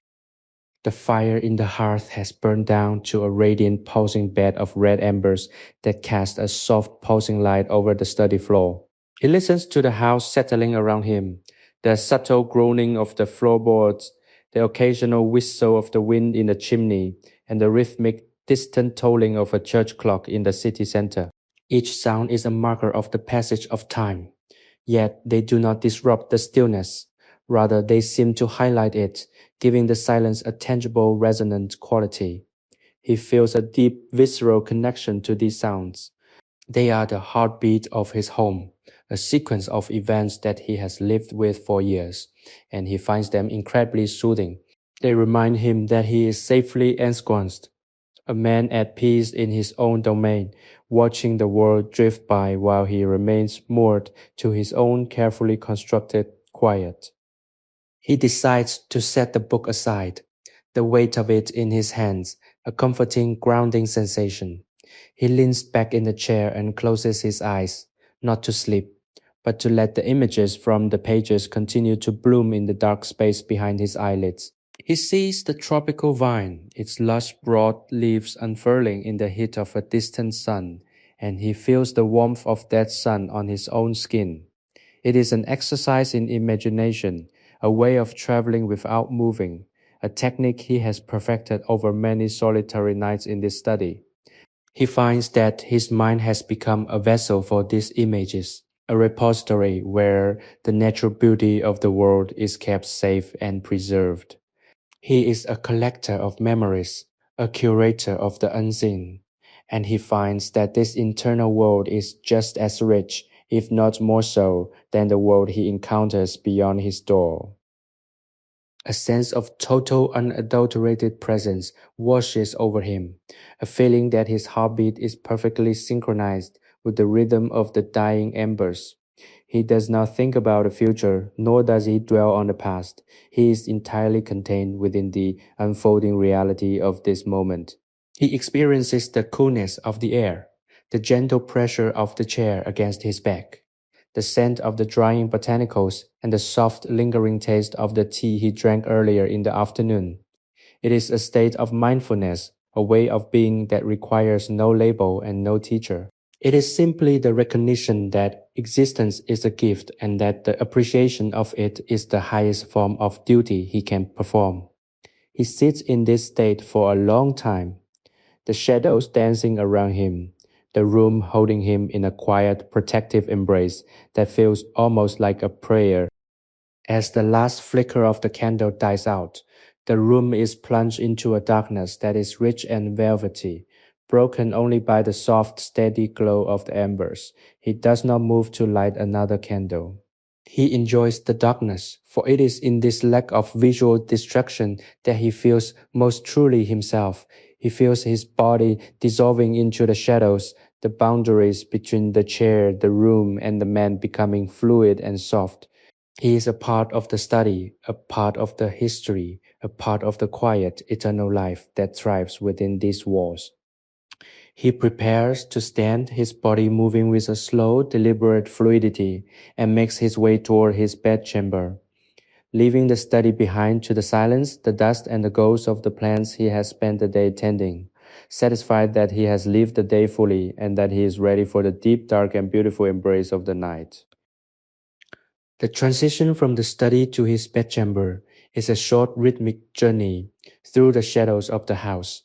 His hand finds the wooden banister, worn smooth by decades of daily use, and he ascends the stairs with a quiet, steady gait. Each step is a deliberate act, a way of grounding himself in the physical space of his home. The air in the hallway is cooler, carrying a faint, refreshing scent of stone and lime that distinguishes it from the fragrant, dense atmosphere of his sanctuary. He enters his room, a space that feels increasingly like a transitionary zone, a place where the identity of the scholar is gradually shed in favor of the simple, vulnerable identity of a man who needs rest. The room is quiet, the moonlight filtering through the window and casting long, pale, and ethereal shapes across the floor, turning the furniture into soft, indistinct masses that seem to breathe with the rhythm of the night. He begins the process of preparing for sleep, a series of rituals that are as important to him as the ones he performs in the herbarium. He moves to the washstand, the ceramic bowl and pitcher reflecting the soft moonlight. As he pours the water, the sound is gentle, almost musical, filling the room with a sense of clarity. He splashes his face and hands, the water cool and invigorating, and takes a moment to breathe. The act of washing is a symbolic cleansing, a way to rinse away the dust of the day, the intensity of his focus, and the lingering thoughts that might otherwise follow him into his dreams. He feels the tension leaving his shoulders, his jaw softening and his breathing deepening until it is slow, regular, and resonant. He is letting go piece by piece of the mental structures he built throughout the day. As he undresses, he thinks of the clothing he wears, the simple utilitarian fabrics that connect him to the everyday life of the world. He folds his waistcoat and breeches with care, placing them on the chair by the hearth. He appreciates the simplicity of his attire, the way it serves his needs without fanfare or excess. It is a mirror of his life in the herbarium, focused, intentional, and pared down to the essentials. He slips into his linen sleeping shirt, the material cool and soft against his skin, and feels a profound sense of ease. He is not a man of great ambitions, he is a man of great appreciation. He finds his joy in the texture of a leaf, the color of a petal, and the quiet satisfaction of a task performed with care. It is a life that is, in its own way, a complete and beautiful work of art. He climbs into his bed, the sheets crisp and welcoming, and pulls the heavy quilt up to his chin. The bed is deep and soft, and as he settles into the mattress, he feels himself sinking into a state of total unburdened repose. He lies on his back, staring up into the darkness, listening to the house. It is alive with small, creaky noises, the settling of the wood, the rhythmic tap of a loose shutter outside, and the soft, distant murmur of the city, which is finally beginning to yield to the night. These are the sounds of a home that has seen many years, a place that is as much a part of him as he is of it. He feels safe here, sheltered within these thick, sturdy walls, cocooned in the silence of his private world. He reflects on the day that has passed, the work he completed, and the peace he was able to cultivate. He thinks of the wild mint and the buttercup, the way they are now resting in the press, slowly transitioning into their permanent, preserved forms. He sees a parallel between their transformation and his own state of being as he prepares for sleep. Like the plants, he is surrendering to a process that he cannot control, a deep, restorative shifting that happens only in the dark. He is allowing his mind to quiet, his memory to settle, and his spirit to rest. He is not fighting the passage of time. He is flowing with it, riding the gentle, steady current of the night toward the quiet, beautiful shore of dreams. He begins to focus on his breathing, counting each inhalation and exhalation, letting the numbers flow through his mind like a slow, quiet river. The world outside the house, the university, the canals, the bustling city, they all fall away, becoming distant and unimportant. He is here, in this room, in this bed, and in this moment. The darkness is thick and comforting, a velvet wrap that shields him from all demands. He is entirely at peace, a man who has found the center of his own being and is now ready to let go, to drift, and to sleep, carried away by the gentle, steady rhythm of the night, until he is lost in the deep restorative darkness that is both the end of the day and the beginning of the dream. The dawn arrives with a soft, persistent persistence, a gradual lightening of the heavy linen curtains that marks the end of his restorative slumber. He lies still for a long time, the remnants of his dreams still clinging to him like mist in the morning air. He does not rush to rise. He allows his mind to roam through the imagery of the night, fragments of landscapes, the smell of rain, and the quiet, comforting presence of the herbarium shelves. It is a slow, luxurious awakening, a transition that is as delicate as the unfurling of a new leaf. He feels the warmth of the sun beginning to seep into the room, a gentle golden glow that promises a day of quiet purpose and deliberate action. He is well rested, his body feeling limber and light, and his mind clear, like a polished lens ready to focus on the world. He sits up, the movement fluid and unhurried, and pulls his woolen shawl around his shoulders against the morning chill. He looks around his chamber, observing the way the light catches the dust motes dancing in the air, a sight that never fails to evoke a sense of quiet wonder. He thinks of the day ahead, the specimens that need to be labeled and catalogued, the letters he intends to write to his peers in other cities, and the quiet ongoing maintenance of his collection. There is a profound steady joy in this routine, the knowledge that each day has its own rhythm, its own tasks, and its own opportunities for small quiet discoveries. He is not a man who seeks the thrill of the new. He is a man who seeks the depth of the familiar, and he finds that this is where the true beauty of life resides. He rises and moves to the washstand, the familiar grounding ritual of his morning, as he washes his face and brushes his hair. He looks at himself in the small silver-backed mirror. He sees the lines around his eyes, the gray in his beard, and the steady calm expression of a man who has lived a life of deliberate, quiet choices. He does not regret the passage of time. He welcomes it, viewing it as a necessary refining process that has stripped away the excess of his youth to reveal the essential focus core of his character. He is who he is meant to be, a student of the natural world, a keeper of the silence, and a curator of the beautiful ephemeral moments that most people pass by without notice. He feels a quiet, deep-seated pride in this identity, a sense of having remained true to the values he set for himself so long ago. After dressing, he makes his way through the quiet house toward the study. The floorboards offer their familiar, friendly greeting beneath his feet, and the smell of the damp earth and the morning air greets him in the corridor. When he opens the door to the herbarium, he feels the familiar, resonant peace of the room wash over him like a warm tide. It is as if the room itself is waiting for him, a sanctuary that exists in a state of suspended readiness. He walks to the desk and stands there for a moment, letting the atmosphere of the space center his thoughts. He breathes in the scent of the dried herbs, a fragrance that is now as integral to his identity as his own name.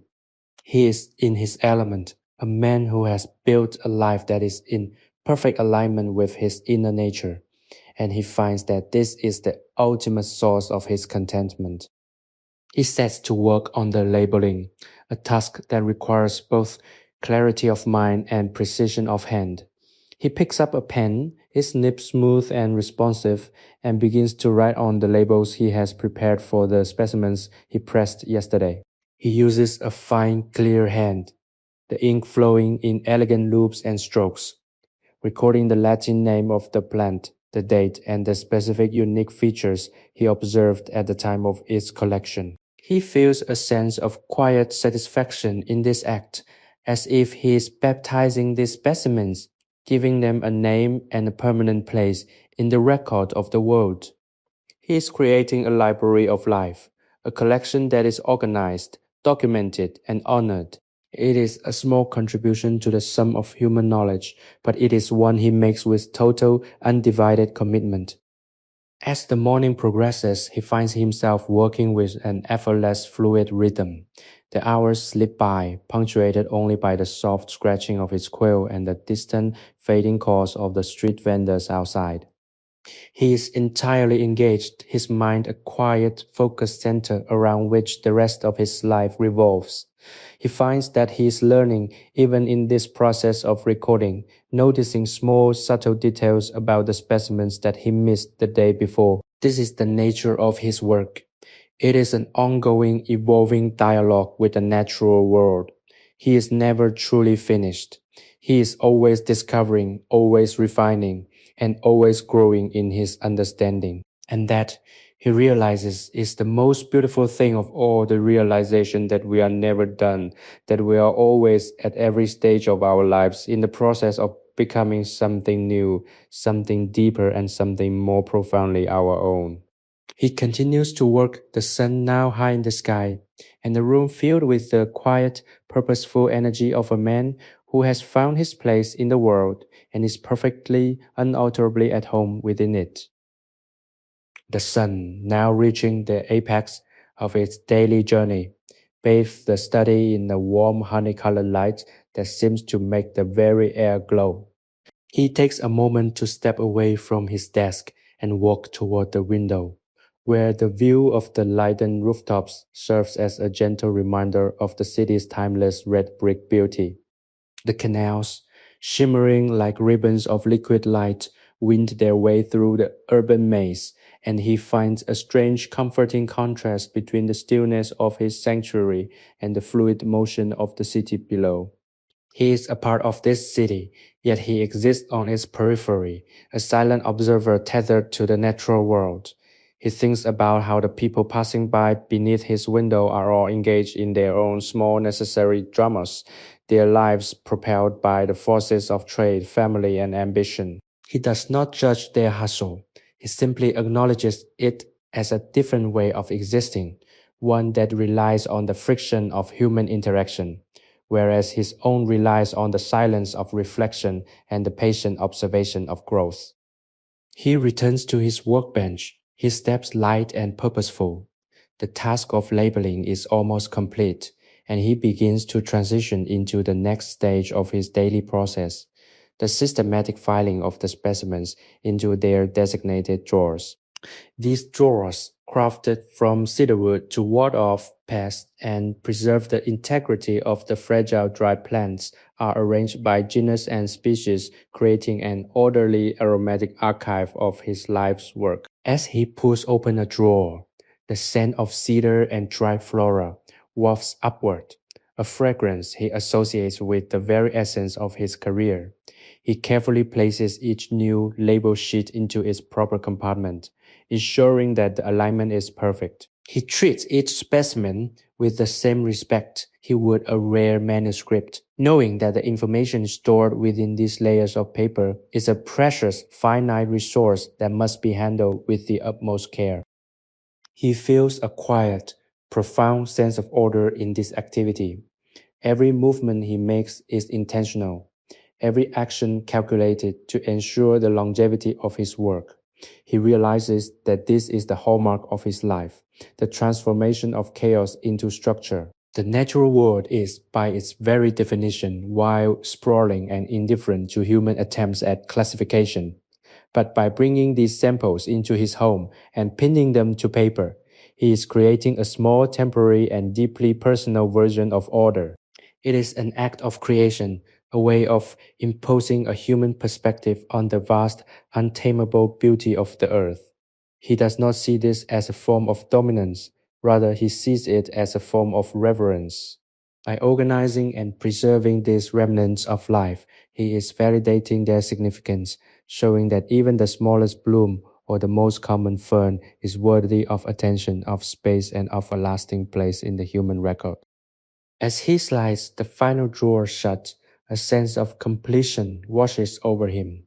The morning's labor is done, the records are updated, and his collection is safe once more within the walls of his sanctuary. He walks to the center of the room and takes a long, slow breath, feeling the stillness of the space settle into his lungs. The study feels like a living, breathing entity, a repository of his deepest values and his quietest joys. He considers the many years he has spent in this room, the thousands of hours of quiet observation, and the profound transformative effect this work has had on his character. He is at his core a man who has learned to listen, not to the loud, demanding voices of the world, but to the quiet, subtle, and infinitely complex language of the earth. And he finds that this listening has brought him a level of peace that he once thought was impossible to attain. He decides to prepare a simple lunch consisting of dark, crusty bread, a wedge of sharp, aged cheese, and a glass of cool water from the well in the courtyard.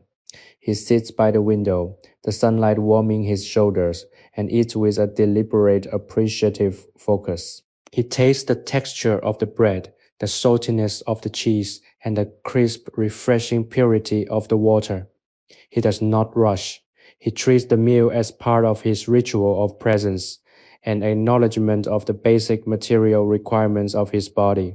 There is a deep, honest satisfaction in this simplicity, a reminder that the most essential pleasures in life are often the most readily available, provided we have the presence of mind to notice them. He watches the shadows lengthen across his desk, the patterns of the light shifting as the afternoon wears on, and feels a profound sense of gratitude for this life of moderation, of study, and of quiet, unhurried delight. After he finishes, he sets his plate aside and prepares for the afternoon's reading. He has a new shipment of books coming from a colleague in Amsterdam, and he plans to spend the coming hours studying them, comparing the findings of others with his own observations. This too is a form of work, but it is a work that feels like play, a pursuit of knowledge that is fueled by curiosity rather than duty. He settles into his chair, the leather worn smooth and shaped to his body, and opens the first volume. The pages are crisp, the ink fresh, and he is ready to embark on another journey of discovery, fully aware that even in the quietest, most stationary life, the mind can travel to the ends of the earth and back again, provided it is guided by the steady, persistent light of observation and the enduring, profound capacity for wonder. He starts to read, his eyes moving with a fluid, steady grace, and as the afternoon light begins to soften, the study becomes an island of focused attention, a place where the world of ideas and the world of nature converge in a beautiful, silent, and entirely harmonious embrace. The afternoon is now fully established, a steady, golden stretch of time that he uses to delve into the new volumes on his desk. Each book is a testament to the insatiable human desire to categorize and understand. Yet, he finds that the most profound insights often come not from the text, but from the gaps between what is known and what is felt. He reads of explorers trekking through unknown forests and mountain ranges, documenting specimens that he has only ever seen in these dry illustrated pages. He feels a kinship with them, the same itch of curiosity, the same drive to find meaning in the variety of the natural world. But while they sought the adrenaline of the discovery, he seeks the tranquility of the reflection. He closes a volume on the flora of the Americas and sets it down, closing his eyes to visualize the vast, untamed landscapes described by the author. It is a form of mental mapping, a way of populating his own internal world with the beauty of the external one. And he finds that the more he reads, the larger and more vibrant his own quiet study becomes. He recognizes that his life here in Leiden is a distillation of all these far-flung explorations. By staying in one place, by focusing on a limited patch of earth, he is able to see more deeply into the specific than the explorer who traverses the general. He is the master of his own small, dense field of inquiry, and he understands the life cycles of his local meadows with an intimacy that a traveling scientist could never achieve. This, he decides, is the true meaning of expertise, not the breadth of one's travels, but the depth of one's attention.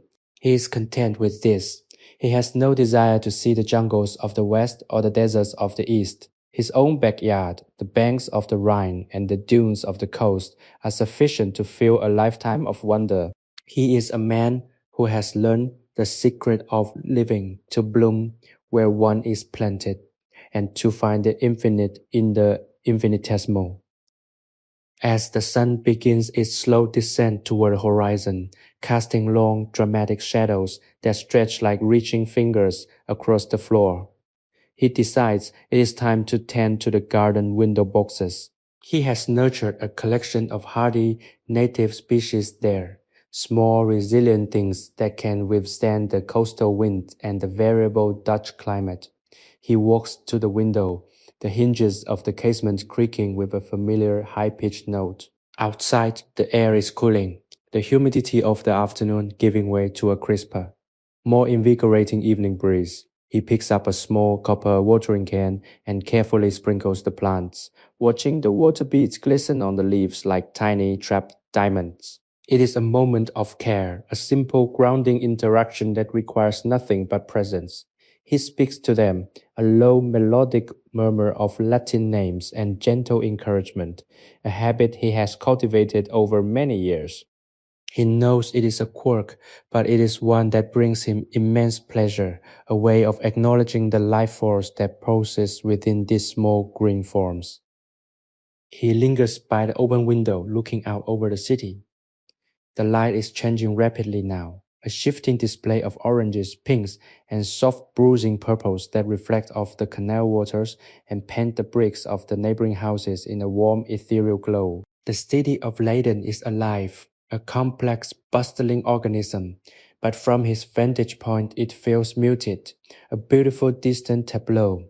He feels entirely at peace with his position. He has carved out a life that is both connected to the world and protected from it, a delicate balance that he works to maintain every day. He understands that this sanctuary is not an escape from reality, but a way of engaging with it on his own terms. He is a witness to the beauty that persists beneath the surface, a quiet advocate for the things that do not shout for attention, but merely exist in their own perfect, resilient way. He turns back to the room, which is beginning to fill with the soft blue-gray light of the evening. The transition is seamless, a slow dimming that mirrors the way he feels his own energy beginning to wind down. He does not reach for a lamp immediately. Instead, he sits in his chair, allowing the twilight to envelop him. He likes the way the familiar objects in his room, the bookshelves, the press, the piles of paper, begin to soften and lose their edges in the growing dark. They become silhouettes, ghostly companions in the gathering gloom. In this state, he feels the boundaries between himself and his surroundings beginning to dissolve once more. He is no longer just a botanist, the observer, the keeper of records. He is simply a consciousness, a quiet breathing point in the vast unfolding dark. It is during these quiet moments of transition that he feels most closely linked to the work he does. The plants he presses are also undergoing a transition from the living, colorful, active state of the meadow to the quiet, permanent, preserved state of the archive. They are shedding their transience, their need for sunlight, and their vulnerability to the elements, and in doing so, they are entering a state of stillness that is, in its own way, a form of life. He is helping them on this journey, and in return, they are teaching him how to be still himself. He sits for a long time, the room around him sinking into the gray, until the twilight is almost gone. He feels the weight of the day behind him, a day of small, meaningful accomplishments, and the anticipation of the night, a time for dreamers and for those who understand the value of the dark. He is ready for the next phase of his routine, the simple, restorative rituals of the evening, and he stands up, his movements slow and deliberate, to begin the final, quiet transformation of his study into a space of repose. The evening settles over Leiden like a soft, heavy blanket, bringing with it a deep and resonant stillness that transforms the study into a place of shadows and secrets. He moves through the darkness with a quiet, practiced grace, his hands navigating the familiar space without the need for light. There is a profound sense of comfort in this darkness. It is a space where the visual clutter of the world, the books, the specimens, the tools, recedes into the background, leaving behind only the essence of the room. He approaches the hearth, where a few embers still glow with a dull, pulsing heat, and adds a small dry branch of oak to the grate. The wood catches quickly, the flames casting a warm, dancing glow that illuminates the room in bursts of flickering light.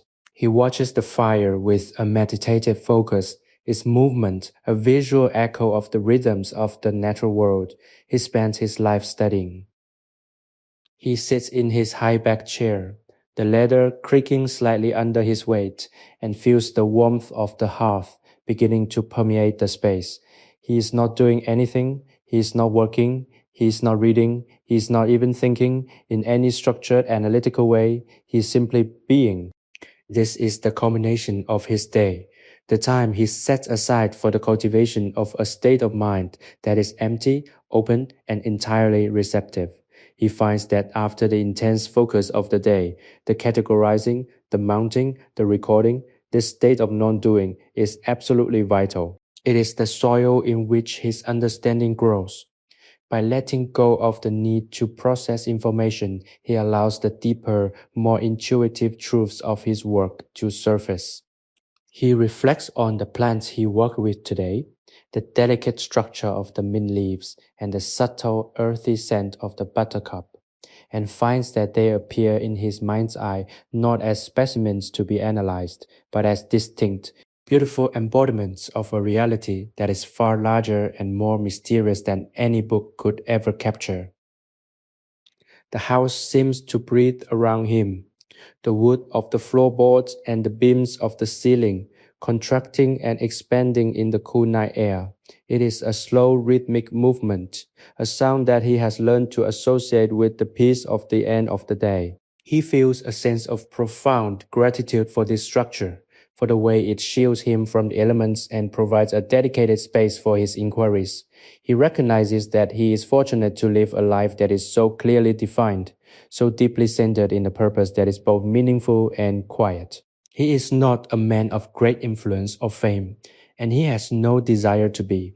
He has found his fulfillment in the study of the small, the beautiful, and the overlooked, and he knows that this is a life that is entirely his own, a life that is marked by a deep, consistent sense of integrity. Outside the city of Leiden continues its slow nightly wind down. He hears the occasional distant echo of a night watchman's footsteps on the cobblestones, a sound that is as rhythmic and reassuring as the ticking of the clock on the mantelpiece. He finds a sense of connection in these sounds. He is part of a community, even if he remains on its margins, a silent observer in a world that is always moving. He thinks of his fellow citizens, the merchants, the students, the bakers, and the artisans, and wonders if they too find moments of this deep, abiding stillness at the end of their days. He hopes that they do, for he believes that the capacity for peace is a universal human need, a necessary antidote to the stresses and the uncertainties of existence. He feels a sense of quiet compassion for them, a wish that they might find their own versions of this study, their own sanctuaries where they can retreat and become whole again. He stands up and moves to the small cupboard where he keeps his tea, a precious imported commodity that he treats with a reverence usually reserved for his rarest botanical finds.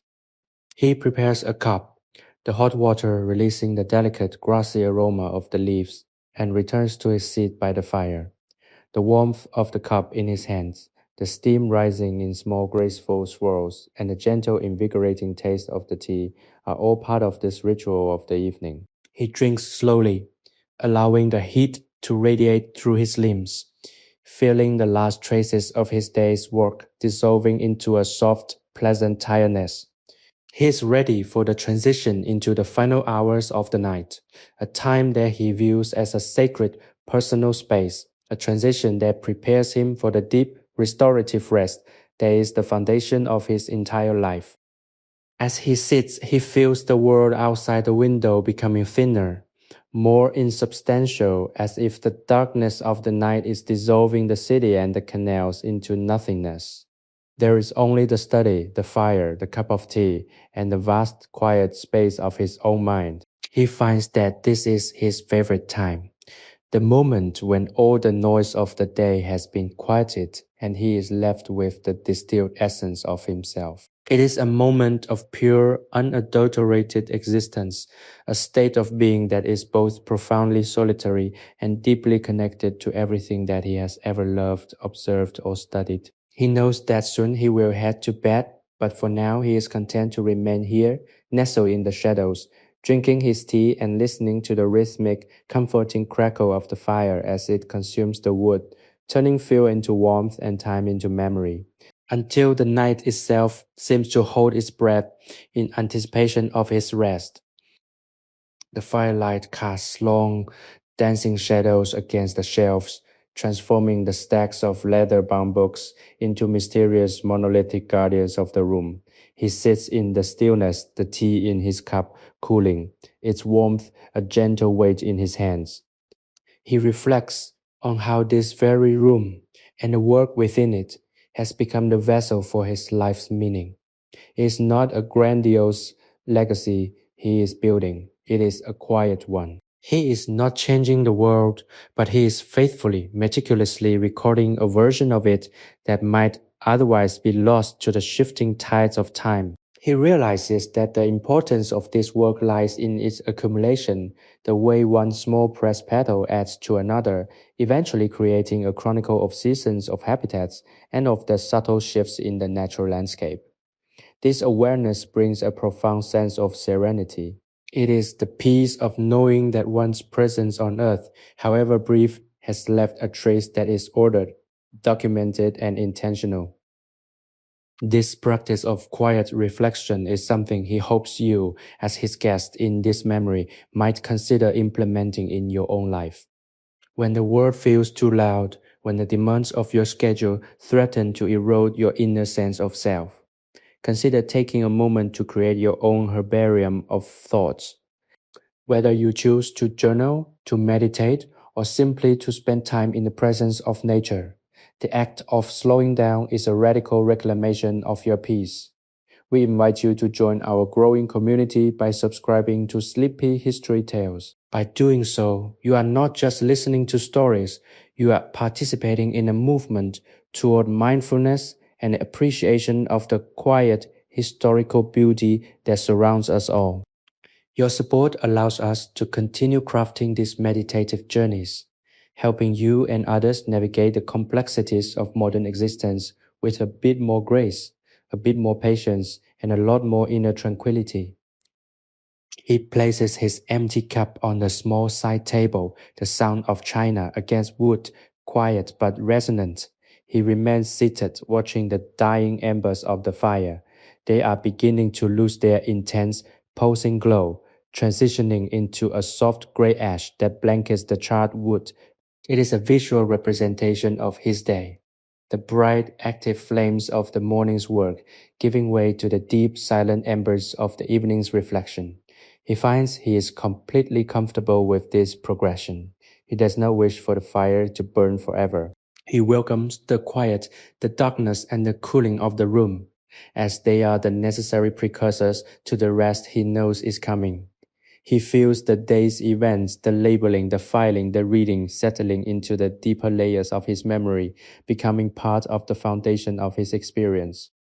He stands up, his movements slow and deliberate, and begins the final circuit of the room.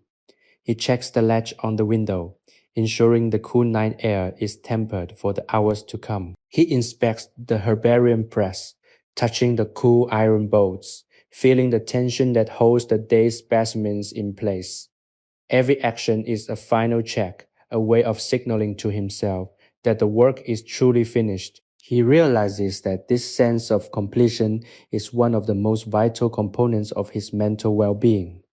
By ensuring that everything is in its place before he sleeps, he clears the deck for the morning, removing the mental clutter of unfinished business. He is a man who understands the value of a clean transition, and he practices it with a devotion that borders on the religious.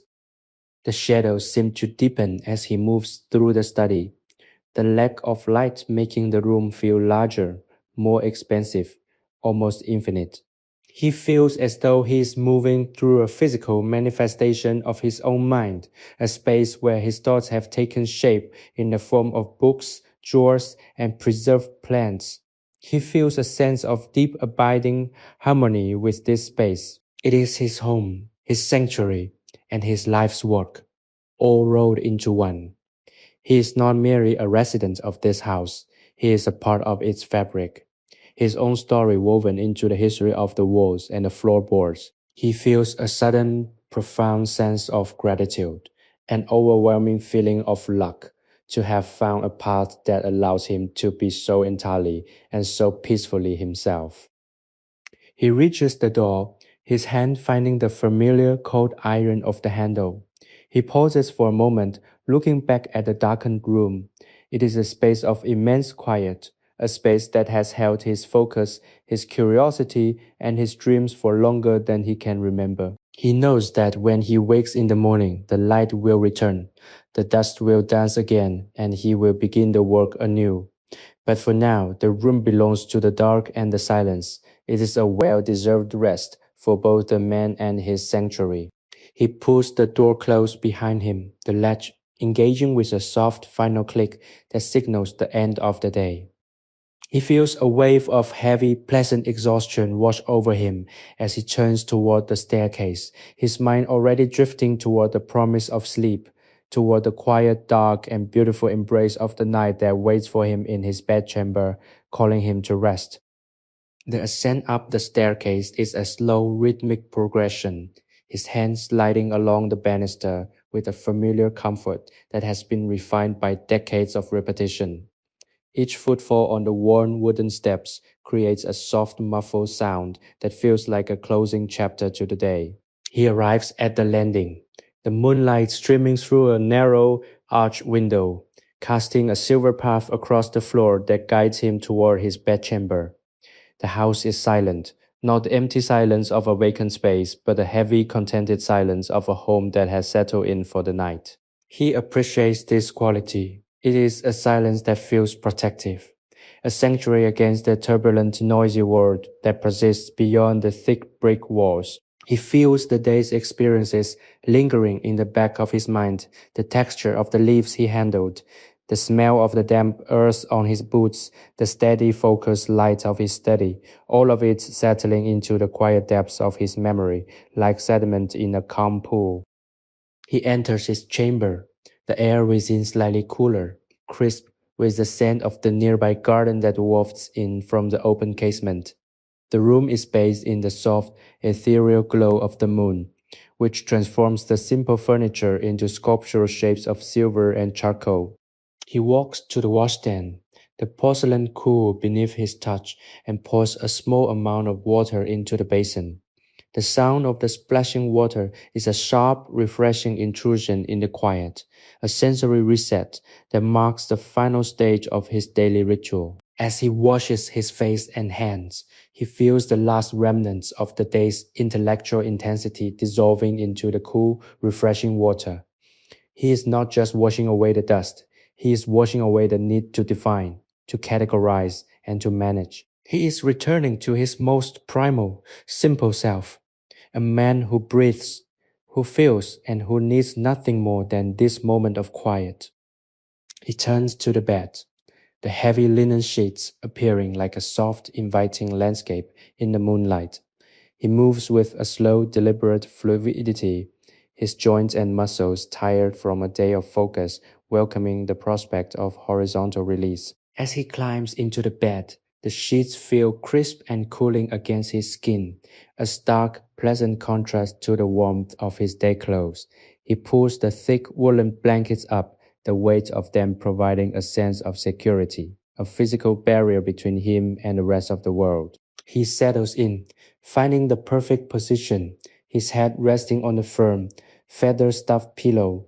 For a moment, he lies completely still, his eyes fixed on the ceiling, where the faint rhythmic movement of a tree branch outside casts a dancing, hypnotic pattern in the moonlight. He breathes deeply, his diaphragm expanding and contracting in a steady, unhurried pace, and he begins to intentionally release the tension from his body. He starts with his feet, imagining the muscles softening, then moving up to his calves, his knees, his thighs, feeling them sink into the mattress. He continues through his torso, his hands, his shoulders, his neck, and finally his face, allowing every knot of worry or exertion to melt away. This is his final act of the day, a conscious surrender to the restorative power of rest. He feels himself drifting, not toward sleep, but toward a state of profound, peaceful non-being, where the thoughts of the day begin to lose their sharp edges, turning into soft, indistinct shapes. He remembers the wild mint and the buttercup, the way he had felt the fragility of their stems, and he lets that memory fade into a gentle abstract sensation of softness and calm. He is no longer the botanist, he is no longer the custodian of the herbarium. He is simply a part of the night, a silent, dreaming presence in a world that is also, at this moment, holding its breath in sleep. He thinks about the concept of the history of sleep, the way that throughout the ages people have sought this very same peace, this temporary cessation of the struggle, this necessary retreat into the dark. It is a universal human experience, a shared silent bridge that connects him to everyone who has ever lived. He feels a sense of kinship with all those past souls, the scholars, the farmers, the artists, and the wanderers who once lay down in their own quiet rooms, feeling the same weight of the day, the same desire for the morning's return, and the same profound necessary embrace of the darkness. It is a comforting thought, a way of feeling less alone in the vast expanse of history. He is just one of many, a single flickering flame in the long unfolding story of humanity, and there is a deep, quiet, and profoundly satisfying dignity in that. As his consciousness begins to ebb, like a tide retreating from the shore, he lets go of the last remnants of the day. The memories, the tasks, the intellectual curiosities, they are all set aside, placed on a shelf in the back of his mind to be revisited in the light of the morning. For now, there is only the rhythmic sound of his own breathing and the cool, steady presence of the night. He feels the edges of his identity becoming porous, his mind expanding into the quiet air of the room, as if he were merging with the very structure of the house, with the garden outside, and with the silent, watchful moon. He is sinking deeper and deeper into a realm where words do not exist, where time has no meaning, and where the only reality is the gentle, beautiful, and eternal flow of the night. He closes his eyes, his breathing perfectly synchronized with the soft, distant rustle of the leaves, and allows himself to be carried away, drifting into the deep, dark, and perfectly restored sanctuary of a long-awaited sleep. The morning light creeps into the chamber with a slow, deliberate grace, illuminating the fine dust motes that drift in the stagnant, quiet air. He opens his eyes, not to the sharp intrusiveness of a sound, but to the gentle rising tide of consciousness that follows a night of truly restorative rest. He lies still for a long while, allowing his mind to transition from the formless, dream-filled landscape of sleep to the structured reality of his existence. The house is profoundly still, a stillness that is almost palpable, as if the very structure of the building is holding its breath in the quiet, expectant space between the darkness and the dawn. He feels a sense of profound, well-earned peace, a residue of the deep, dreamless state he inhabited for so many hours. It is a feeling of being completely recalibrated, his senses sharpened and his spirit renewed, ready to take up the thread of his life once again. He moves with a fluid, unhurried motion, his limbs feeling supple and light. He sits up and watches the sunrise as it begins to paint the sky in muted shades of lavender, gold, and soft pale rose. The sight is a familiar one, yet it never fails to evoke a sense of quiet wonder in him. It is the beginning of another chapter, another day of engagement with the natural world, another opportunity to observe, to document, and to learn. He is keenly aware of the privilege of this existence, the ability to wake up in a place of safety and to spend the day in the pursuit of knowledge and beauty. He stands and walks to the window, letting the cool early morning air wash over him. It smells of the awakening earth, of distant dew, and of the faint smoky taint of a fireplace somewhere in the city that has already been lit.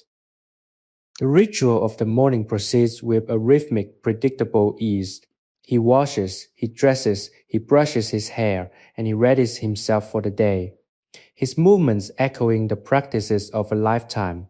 There is a profound, quiet dignity in this repetition. He realizes that his life is defined not by the dramatic sudden changes, but by the accumulation of these small, consistent acts of self-care and scholarly discipline.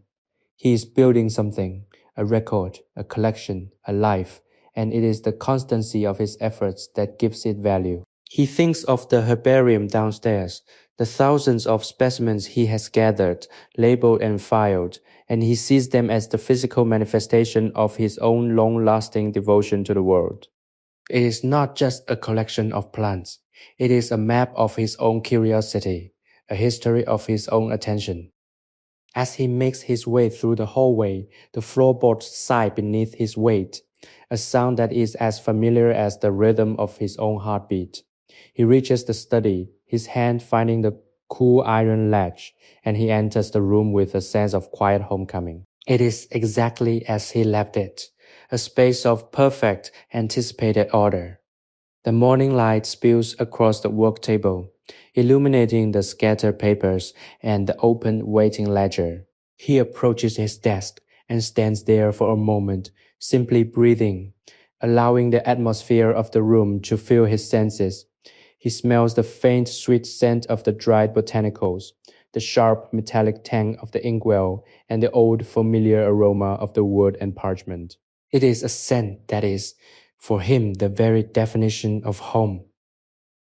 He sets to work, the task today being the final collation of a set of observations he has been making over the past several months regarding the growth patterns of ferns in the local woodland. He reaches for his quill, the nib poised above the paper, and begins to write, his hand moving with a steady practiced precision. He is not just recording data, he is weaving a narrative, describing not only the physical characteristics of the plants, but also the specific fleeting conditions of the environment in which they grew. He writes of the way the light filters through the canopy in the late afternoon, the way the soil feels damp and cool against the fingers, and the way the air seems to change when the wind shifts from the north. These details he knows are what give the scientific observation its soul. It's not enough to know the name. One must understand the context, the story, and the life. As he works, the hours slip away, the sunlight tracking across the floor in a slow golden arc. He finds himself in that elusive, wonderful state of flow where the boundary between himself and his work seems to vanish. He is no longer just a man in a room. He is a part of the information, a conduit for the knowledge he is recording. He feels a sense of deep, abiding connection to the natural world, as if the very spirit of the forest he has studied is present here. In this quiet wood-lined room, it is a feeling of great quiet expansion, a reminder that the world is far larger and more intricate than he could ever fully describe. Yet he is allowed in this small, deliberate way to contribute his own humble and deeply considered piece to the great, collective understanding of existence.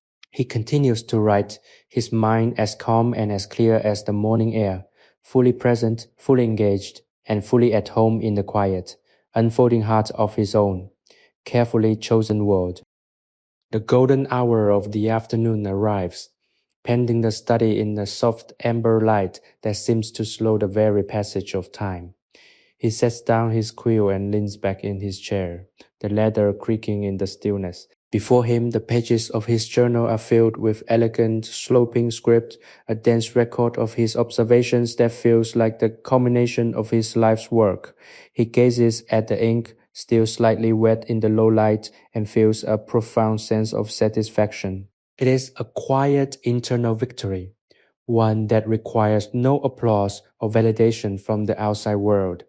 He realizes that the true beauty of this life he has carved out for himself lies in the autonomy of his curiosity. He is the master of his own focus, the curator of his own wonder, and in this he finds a freedom that he suspects those in the bustling, competitive world below could never fathom. He stands and walks to the window, watching the swallows as they wave through the cooling air, their flight path erratic yet somehow perfectly harmonious. He thinks about the nature of freedom, how it is often mistaken for the ability to go anywhere or do anything, when in reality it is the ability to be entirely at peace with where one is. By narrowing his world, he has paradoxically expanded it. He knows the secret lives of the insects that inhabit the moss on his garden wall. He understands the way the light changes the color of the canal water depending on the season, and he has captured the transient, ethereal beauty of 1,000 different blooms in his herbarium. This level of intimacy with his environment has granted him a wisdom that feels more durable and more precious than any wealth or status. He is a man who is at home in the world not because he owns it, but because he has learned to see it. He turns back to the room and decides it is time to perform his late afternoon maintenance. He picks up a small, fine bristled brush and begins to gently sweep away the microscopic dust that has settled on his work table throughout the day. It is a ritual of respect for the space, for the tools, and for the specimens themselves. He treats the table as an altar of sorts, a place where the transformation of the raw, chaotic natural world into organized, human understanding occurs. As he cleans, he finds himself humming a low, wordless melody, a tune he has heard the street musicians play down by the harbor. It is a melancholy, beautiful thing, and it seems to fit the quiet, contemplative mood of the room perfectly. He feels the day drawing to its natural conclusion, a state of gentle resignation that is as welcome as the first cup of tea in the morning. He realizes that the beauty of his routine is its ability to hold him in place, to provide a structure that allows his mind to soar while his body remains anchored. He has often thought that if he were to leave this room, if he were to abandon the study, he might lose the very thing that makes him who he is. But he also recognizes that the true sanctuary is not the wood and the stone of the study. It is the state of mind he has cultivated. Even if he were to be moved to a different city, a different country, or a different age, he will still carry this capacity for attention, this habit of stillness, and this deep abiding love for the intricate quiet details of existence with him. The herbarium is not just a collection of physical objects. It is a manifestation of a perspective, a way of looking at the world that values the small, the slow, and the meaningful. As the daylight fades into the soft bruised blues of twilight, he lights the candles in their heavy brass holders. The transformation of the room is immediate, the shadows leaping back to the corners and the surfaces of his mahogany desk taking on a warm, inviting glow. He sits down to finish his correspondence, a letter to a fellow botanist in a university far to the north. He writes with a sense of camaraderie, describing the state of his garden, the progress of his latest research, and the general quiet contentment of his days. It is a connection to the wider world of science, a way of participating in a conversation that spans borders and lifetimes. He finds that he enjoys this act of communication. It is a way of sharing the beauty he has discovered, a way of acknowledging that while his life is solitary, his perspective is shared by others who also hold this quiet, reverent curiosity for the natural world. The evening continues, the house around him feeling like a living, breathing companion. He hears the familiar, comforting sounds, the settling of the timbers, the distant tolling of the clock, the rustle of the wind against the chimney.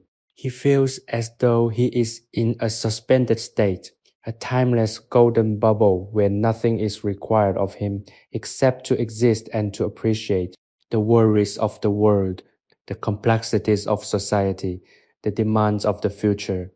They all seem like distant, unimportant noises that cannot breach the thick walls of his sanctuary.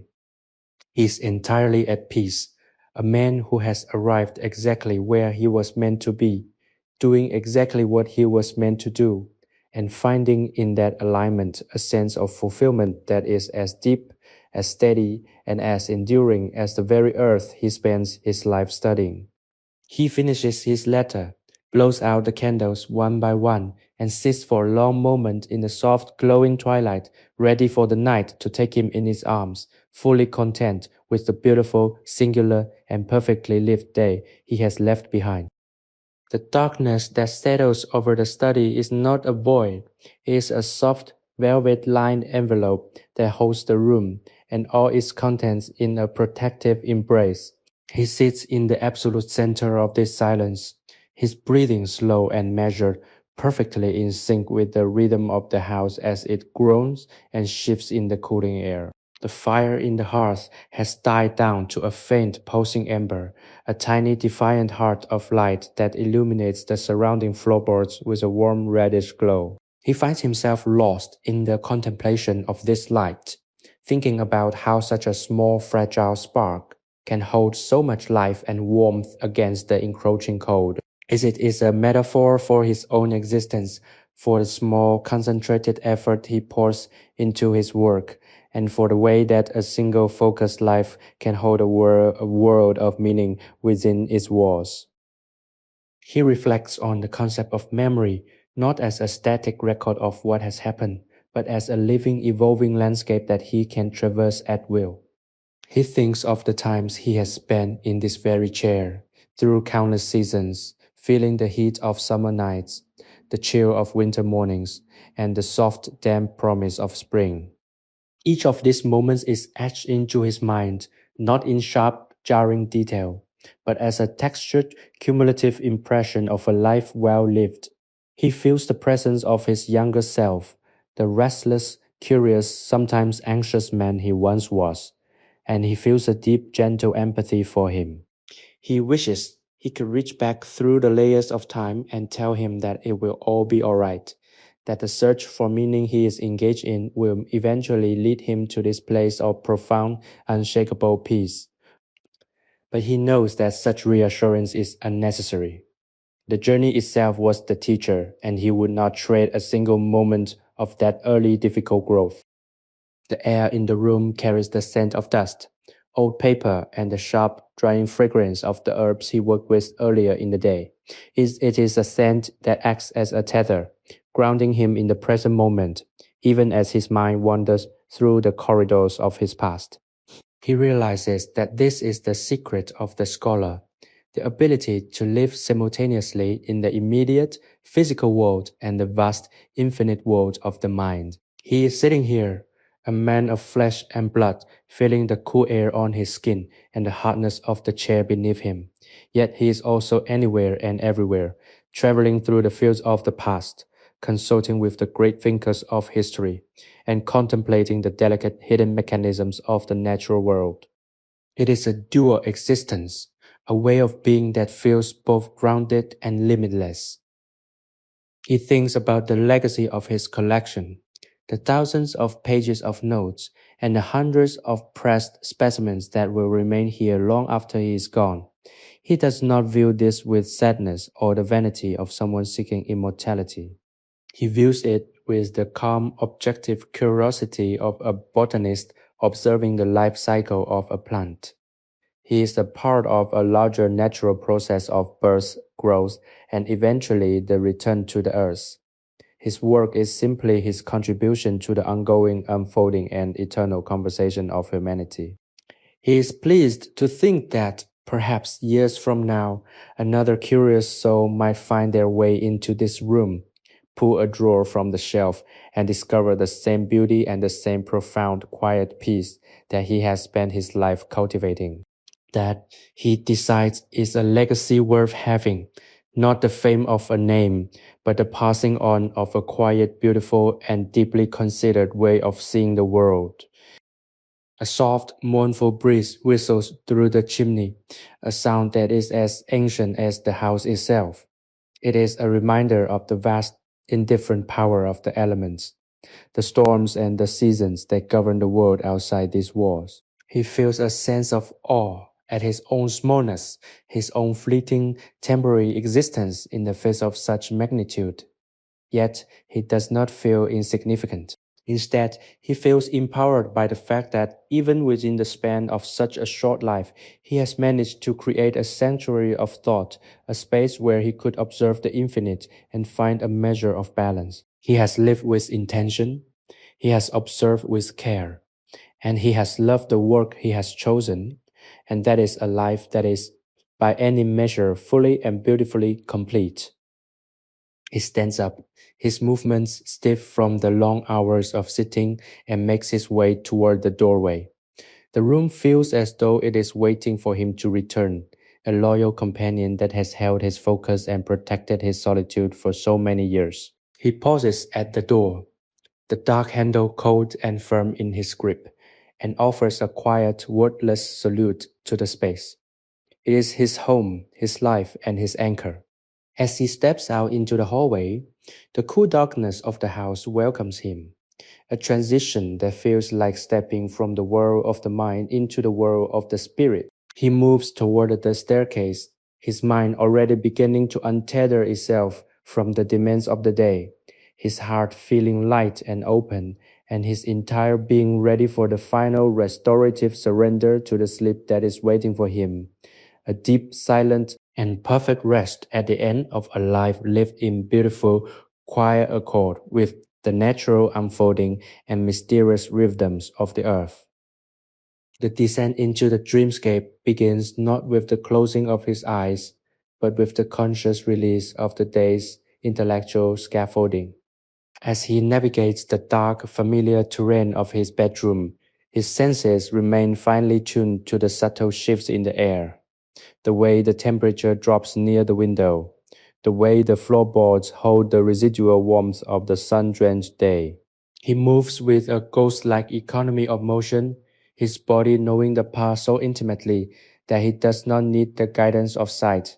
He feels the weight of the house pressing down around him, a heavy protective presence that seems to inhale and exhale in slow, monumental breaths. In this state, he is no longer a man burdened by the passage of time.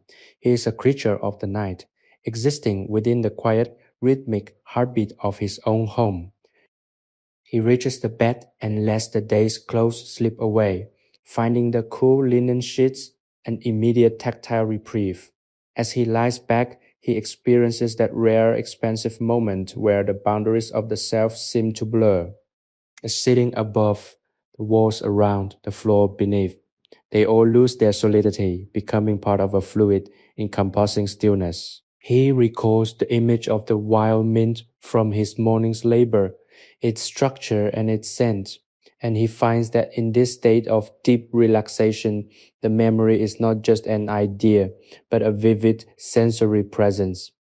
He is back in the meadow, the sun warm on his neck, the air humming with insects, the scent of the mint rising from the crushed leaves beneath his touch. It is a profound meditative trick of the mind, a way of inhabiting the past that makes it feel as real and as present as the dark, quiet room he currently occupies. He drifts further, the ticking of the clock in the hall becoming a distant, rhythmic pulse that mirrors his own heart. He thinks of the generations of scholars who preceded him, the men who sat in rooms just like this one, working by the flickering light of candles, recording their observations in journals that are now yellowed with age. He feels a sense of kinship that transcends the boundaries of the century. They were all seekers, all laborers in the vast, infinite vineyard of human knowledge, and they all in the end had to surrender their work to the encroaching dark. He finds a strange comforting humility in this realization. He is not the hero of a grand sweeping narrative. He is a modest, persistent participant in a collective endeavor that is far larger, far older, and far more significant than any single life. The shadows in the room begin to take on soft, shifting shapes, dancing in the wake of the dying moon. He watches them with a detached, appreciative gaze, finding beauty in the way the darkness can reshape the familiar into the mysterious.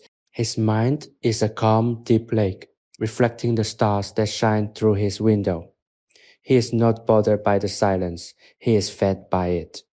He recognizes that the noise of the world is a form of distraction, a way of avoiding the difficult necessary task of being alone with one's own thoughts. He has spent his life learning to sit with himself, to embrace the silence, and to listen to the quiet, subtle whispers of his own intuition.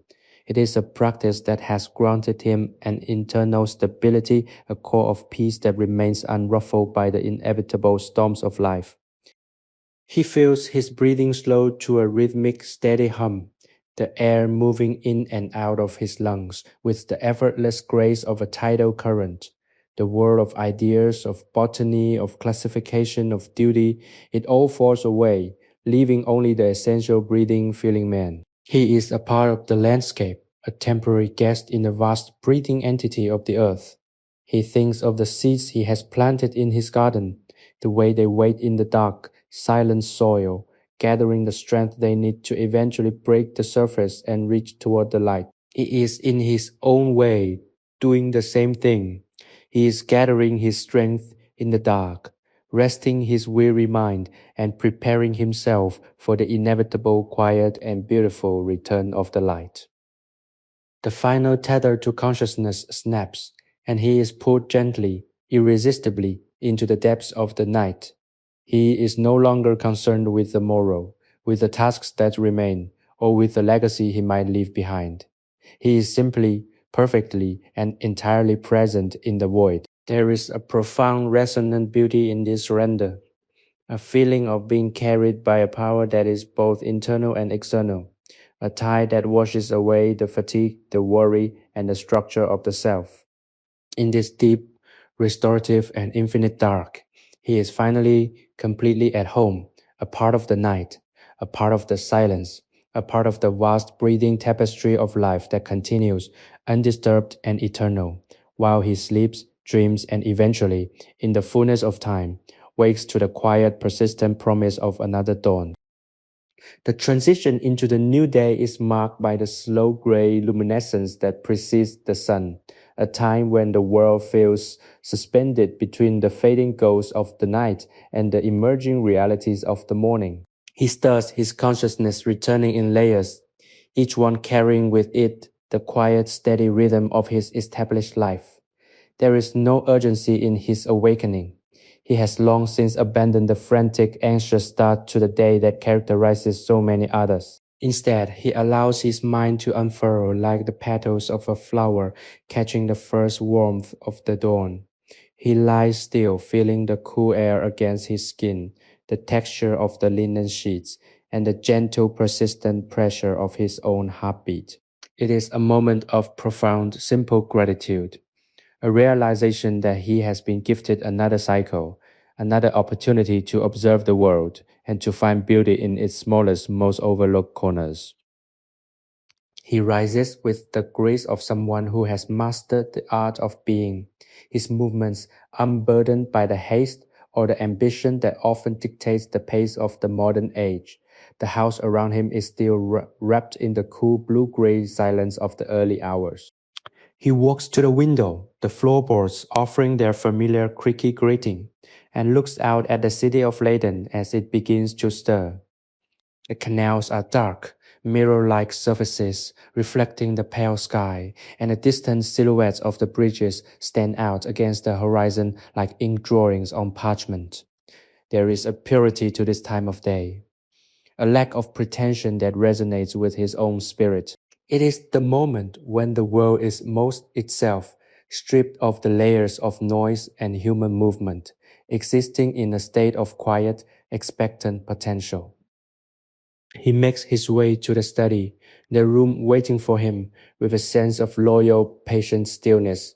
When he opens the door, the scent of the dry botanicals, that unique earthy fragrance of preserved life, greets him like an old friend. He moves to his desk, the site of his daily meditation, and feels the weight of the quill in his hand. Today he plans to focus on the classification of a specific family of mosses he gathered from the damp shaded stones near the riverbank. These are humble, often ignored plants, yet he finds in their delicate, intricate structures a level of complexity that rivals any grand, showy flower.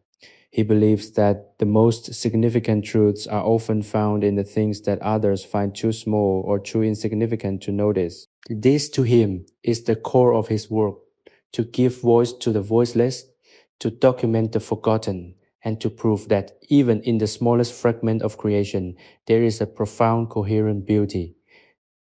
As he begins the delicate process of examination, his focus becomes absolute.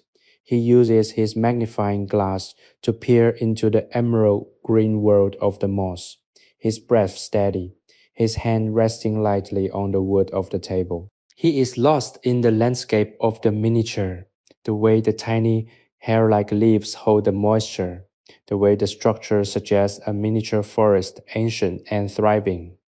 He is not just a botanist, he is a traveler in a world that most people never see.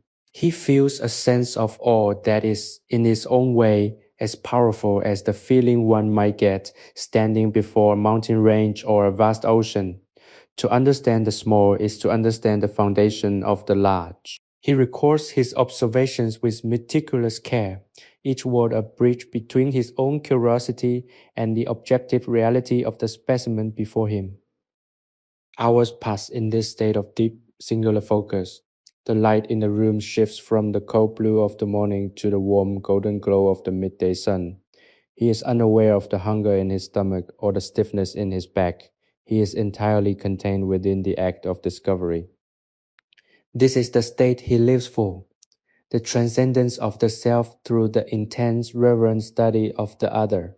He is becoming a part of the moss, his consciousness entwined with its growth, its resilience, and its quiet, persistent presence in the world. He realizes that this is the ultimate goal of his life, to dissolve the barriers between the observer and the observed, until there is nothing left but the act of noticing, the act of honoring, and the act of being. As the sun begins its descent, casting long, dramatic shadows that stretch across his shelves of books, he finally sets his tools aside. He feels a sense of profound, quiet completion.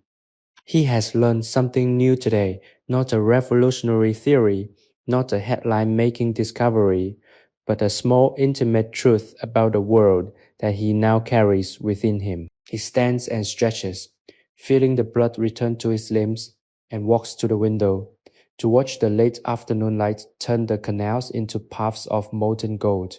He feels a deep, abiding contentment. He has spent his day in the company of the earth's most humble inhabitants, and he has been rewarded with a moment of pure, unadulterated clarity. He is a man who has found his place, his purpose, and his peace. And as the day fades into the soft purple dusk, he knows that he is exactly where he needs to be, standing in the quiet, golden heart of his own sanctuary, ready to welcome the evening as a friend, a teacher, and a silent, beautiful companion to the end of his journey. The fading light of the afternoon pulls back from the study, leaving behind a cool, contemplative atmosphere that settles into the very fibers of the room. He remains standing by the window for a long while, watching the transition from the golden heat of the day to the soft, silver-toned encroaching dusk. The city of Leiden outside his window seems to be exhaling, shedding the frantic, necessary energy of the workday in favor of the slower, more intimate rhythms of the evening. He feels a quiet resonance with this shift. His own work is done, the ledger is closed, and the specimens are safely returned to their drawers. There is a profound sense of structure in his life that he finds deeply grounding, a rhythm that mirrors the natural world he spends his life cataloging. He recognizes that this discipline, this self-imposed boundary, is what keeps him sane, balanced, and open to the wonder that persists even in the most routine existence. He turns from the window to light the candles, the process slow and deliberate, a ritual of illumination that punctuates the darkness. The small flames bloom in the gloom, casting dancing amber-colored lights across his desk, the books and the preserved leaves. He sits in his chair, feeling the familiar worn leather hug his back, and lets his eyes wander over the titles of the volumes on the nearby shelves. They are the friends of his solitude, the companions of his intellect, and the witnesses to his decades of careful, patient study. He realizes that a person's environment is a map of their soul, and his own is a reflection of his deep, quiet need for order, for beauty, and for a space where the noise of the outside world can be safely held at bay. He is, at his core, a man who has built a life as a refuge, not just for his body, but for his capacity to think, to feel, and to truly see. He reflects on the nature of the information he has gathered over his lifetime. It is not knowledge that changes the world in grand, sweeping ways.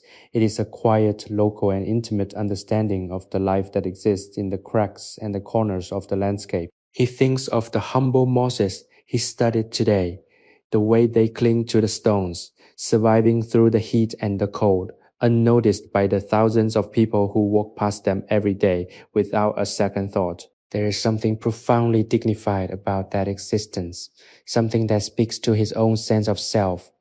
He has never craved the spotlight or the validation of a wider audience. He has found all the validation he needs in the quiet, steady, and beautiful process of paying attention. He knows that the world is sustained not by the loud and the powerful, but by the quiet, the persistent, and the overlooked, and he is honored to be among their observers. The house around him is alive with its own gentle language. The floorboards groan beneath the shifting weight of the night air. The fireplace gives a soft, sharp crackle as the wood burns down, and the distant muffled sound of the canal boats moving through the water provides a steady background pulse that anchors him in his reality. He does not feel the need to fill this space with music, with conversation, or with any further activity. He finds that the silence is more than sufficient. It is a rich texture and deeply comforting presence. He is a man who has learned that when you quiet the external noise, you finally begin to hear the internal music, the steady, quiet, and persistent beat of your own heart, and the far more subtle, ethereal rhythm of your own expanding consciousness. As the evening progresses, he reaches for a book of poetry that he has kept on his desk for years, a small worn volume that smells of lavender and old paper. He opens it to a random page, not to read the words in a linear analytical way, but to let the lines wash over him, to let the imagery and the rhythm speak to the part of him that lives beyond the reach of scientific classification.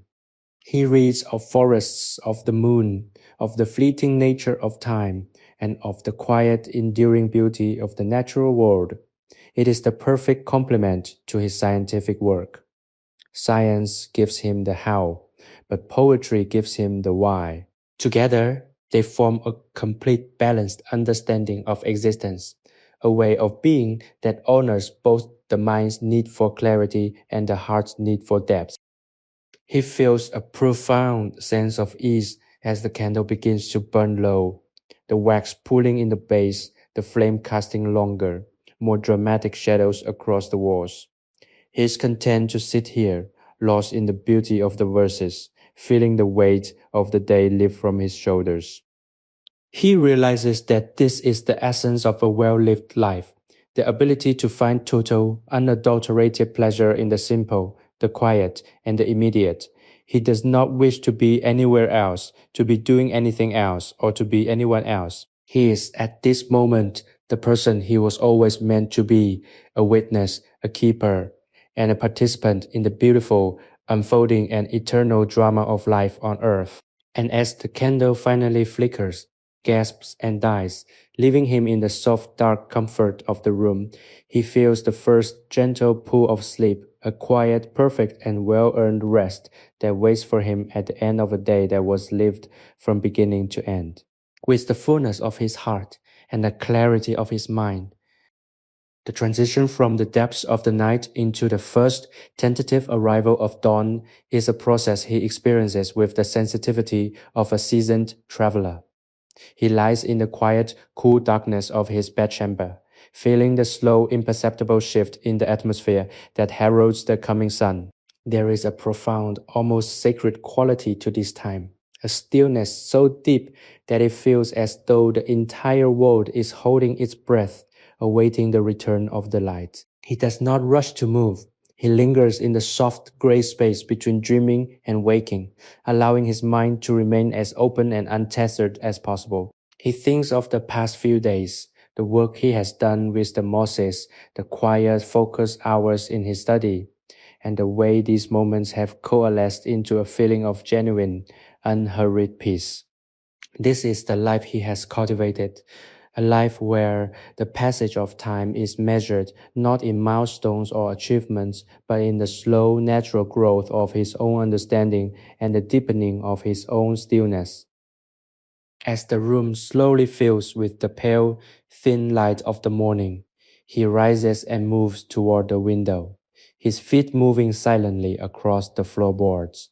Outside, the city of Leiden is beginning to wake. He watches a lone baker walking toward his shop, the rhythmic strike of his boots on the cobblestones, a sharp, clear sound in the crisp, damp air of the morning.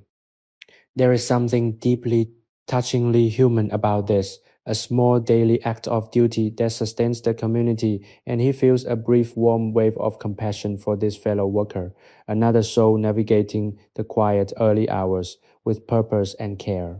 He thinks about how much of the world's true foundational work happens in these overlooked pre-dawn moments, and he finds a sense of connection to all those who, like him, find their peace in the quiet rhythms of the day. He prepares for his morning, the rituals of washing and dressing executed with the same steady, mindful precision he applies to his botanical studies. He appreciates the simplicity of his routine. It provides a framework that keeps him present, centered, and ready to engage with the complexity of the world in a way that is both objective and deeply felt.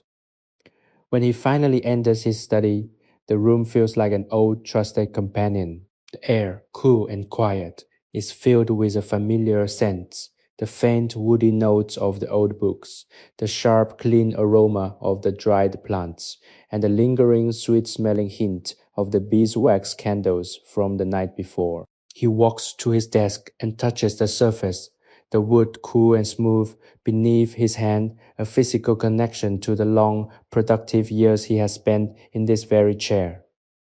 He decides to dedicate today to the organization of his correspondence, a task that has been lingering for several weeks. It is a form of work that he finds surprisingly restorative, as it allows him to reconnect with the wider scholarly world that exists beyond his quiet garden walls. He pulls out the stack of letters, the paper crisp and varied, the handwriting a testament to the diverse, brilliant minds he is privileged to know. As he reads through them, reports on new plant discoveries in far-off colonies, discussions on the latest developments in optics, and simple, thoughtful inquiries about his own well-being. He feels a sense of being part of a great intellectual lineage. These are the people who, like him, have dedicated their lives to the pursuit of knowledge, to the understanding of the intricate, beautiful, and sometimes mysterious ways of the natural world. He begins to draft his replies, his quill moving with a natural, flowing ease. He writes with care, taking the time to articulate his thoughts clearly, to offer his own observations, and to express his gratitude for the exchange of ideas. He finds that this act of writing is, in many ways, an act of creation. It is a way of synthesizing his own internal world with the external world of his peers, creating a dialogue that feels both vital and deeply meaningful. He realizes that even in his solitude, he is never truly alone. He is part of a community of thinkers, an invisible network of curiosity and shared devotion that spans the globe. This awareness adds a new dimension to his sense of purpose. He is not just working for himself, he is working for a larger understanding, a collective effort to map the complexities of existence, one note, one observation, and one letter at a time. As the sun climbs higher, the room warms and the light becomes clearer, more intense, filling every corner of the study with a bright, honest clarity. He is deeply, utterly absorbed in his writing, the world outside the window blurring into the background of his consciousness. He feels a sense of profound, quiet expansion, as if the walls of the study are expanding to accommodate the reach of his mind. He is traveling through these letters, visiting the places his correspondents inhabit, imagining the climates they work in, and feeling the shared quiet thrill of discovery. It is a beautiful imaginative journey, a way of exploring the world without ever leaving his chair, and he finds that it is one of the most enriching parts of his life. In the late afternoon, he stops to take a break, standing by the window once more to watch the shadows grow long and purple across the canal. He feels a deep, abiding sense of peace. The work is good, the connections are made, and the day has been spent with intention and care. He thinks about the balance he has achieved, the way he holds the quiet internal life of the scholar intention with the external collaborative life of the peer. It is a delicate, hard-won harmony, and he cherishes it. As the sky turns into a brilliant, bruised landscape of orange and deep velvet blue, he returns to his desk to seal his letters, his heart full, his mind calm, and his spirit ready for the evening, the time for reflection, for rest, and for the deep, silent, and beautiful embrace of the night. The arrival of the evening is marked by the subtle, creeping onset of shadows that soften the edges of the room, turning the familiar shelves and cabinets into silhouettes against the darkening walls. He remains seated at his desk, his hands resting on the final sealed letters, a small tangible stack of his intellectual labor for the day. The silence of the house has deepened, becoming a living, breathing entity that seems to press gently against the window panes, isolating him in this sanctuary of thought. He finds this isolation not as a source of loneliness, but as a source of immense power. It is in this stillness that he feels most like himself, liberated from the expectations of the world, free to observe, to ponder, and to simply be. He realizes that the vast majority of his life has been spent in this state of quietude, and far from being a sacrifice, it has been the greatest indulgence of his existence. He stands up and walks to the sideboard where he keeps his evening tea. The process of heating the water, of measuring the loose, dark leaves, and of watching the steam rise in elegant, spiraling plumes is a ritual that has remained unchanged for decades. He finds a deep, visceral comfort in this predictability. It is a way of anchoring himself in the present, a reminder that no matter how complex the world of ideas may become, the basic material requirements of life remain simple, manageable, and deeply gratifying. He carries the warm porcelain cup back to his chair by the hearth, where the embers of a small evening fire pulse with a soft, persistent glow. He sits, the warmth of the tea spreading through his hands, and listens to the house. It is a symphony of small, familiar sounds, the rhythmic, distant tolling of a city bell, the soft creak of the floorboards as they contract in the cooling air, and the gentle, almost musical whistle of the wind as it brushes against the eaves. His mind begins to wander, not toward the task of the morrow or the reflections of the past, but into a state of pure open observation. He watches the way the firelight plays upon the ceiling, the flickering, dancing shapes that mimic the movement of the trees outside his window. It is a hypnotic, mesmerizing display, and he allows himself to be drawn into it, letting his analytical mind slide into a state of receptive rest. He thinks of the countless specimens he has handled, the myriad of textures, the rough bark, the velvet petals, the jagged serrated edges of leaves, and he feels a profound, almost spiritual connection to the natural world. They are all expressions of the same fundamental life force, the same resilient energy that sustains the moss on the stone, the swallows in the air, and his own steady heart. He is not a separate observer. He is a part of the web, a single conscious node in the great unfolding mystery of life. He reflects on the concept of home, how it is more than just a structure of wood, lime, and brick. It is a state of being, a space of safety where the spirit can expand and rest. He has spent so much of his life inside these walls that the room has become, in a very real sense, an extension of his own personality. The books he reads, the plants he preserves, the way he organizes his notes, they are all externalizations of his internal world. He has created a reflection of his own mind, a place where he can confront the complexities of the universe in a controlled, peaceful, and respectful way. He feels a deep, abiding gratitude for this space, for the way it has held him through the years, through the times of doubt, and through the times of discovery. It has been the silent partner in all his work, the container for all his joys, and the witness to all his quiet, internal battles. The evening deepens, the candle on his desk having burned down to a small, flickering puddle of wax. He watches it with a calm, accepting gaze. He understands that nothing is permanent, that all things must follow the arc of their own existence, from the bright, active fire of the beginning to the quiet, subtle cooling of the end. He does not fear this process, he honors it. He finds beauty in the transition, in the way the light slowly retreats, in the way the silence expands, and in the way the world settles into the dark. It is a natural, elegant, and perfectly ordered progression, and he is happy to be a part of it. He feels his own energy beginning to mirror the room, his movements slowing, his mind becoming quieter, his sense of self becoming more expansive and less rigid.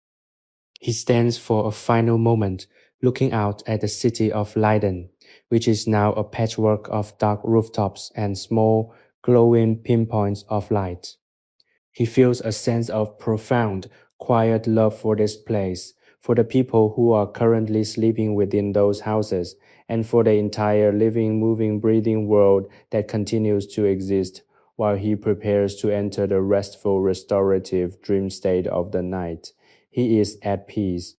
The letters are written, the study is orderly, the tea is finished, and the day has been lived with a fullness that leaves him with nothing but a clean, honest, and deeply refreshing exhaustion.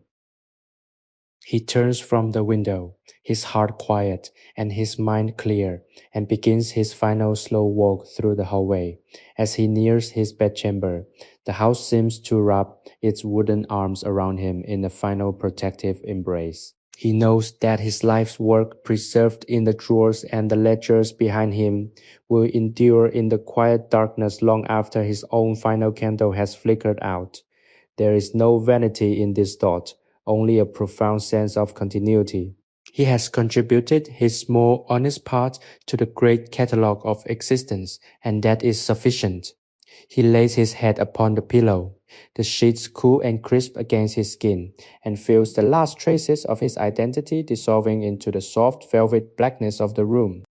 The heartbeat of the world slows to match his own, and as the final boundary between the thinker and the thought dissolves entirely, he drifts into a sleep that is not merely rest, but a perfect eternal homecoming. The journey is complete, the story is told, and in the silence of the night, everything is exactly as it should be. Sleepy History Tales is created for relaxation, entertainment, and sleep purposes. The stories shared on this channel are inspired by historical events, daily life, and real periods in history, but they may be simplified, adapted, or narrated in a calming way to enhance the listening experience. This content is not intended to be a precise academic or educational source. While we aim to stay generally accurate, some details may be altered for storytelling flow and relaxation. Please do not rely on this channel as a primary source for historical research or study. By listening, you acknowledge that this content is designed to help you unwind, relax, and fall asleep. Thank you for your understanding and support.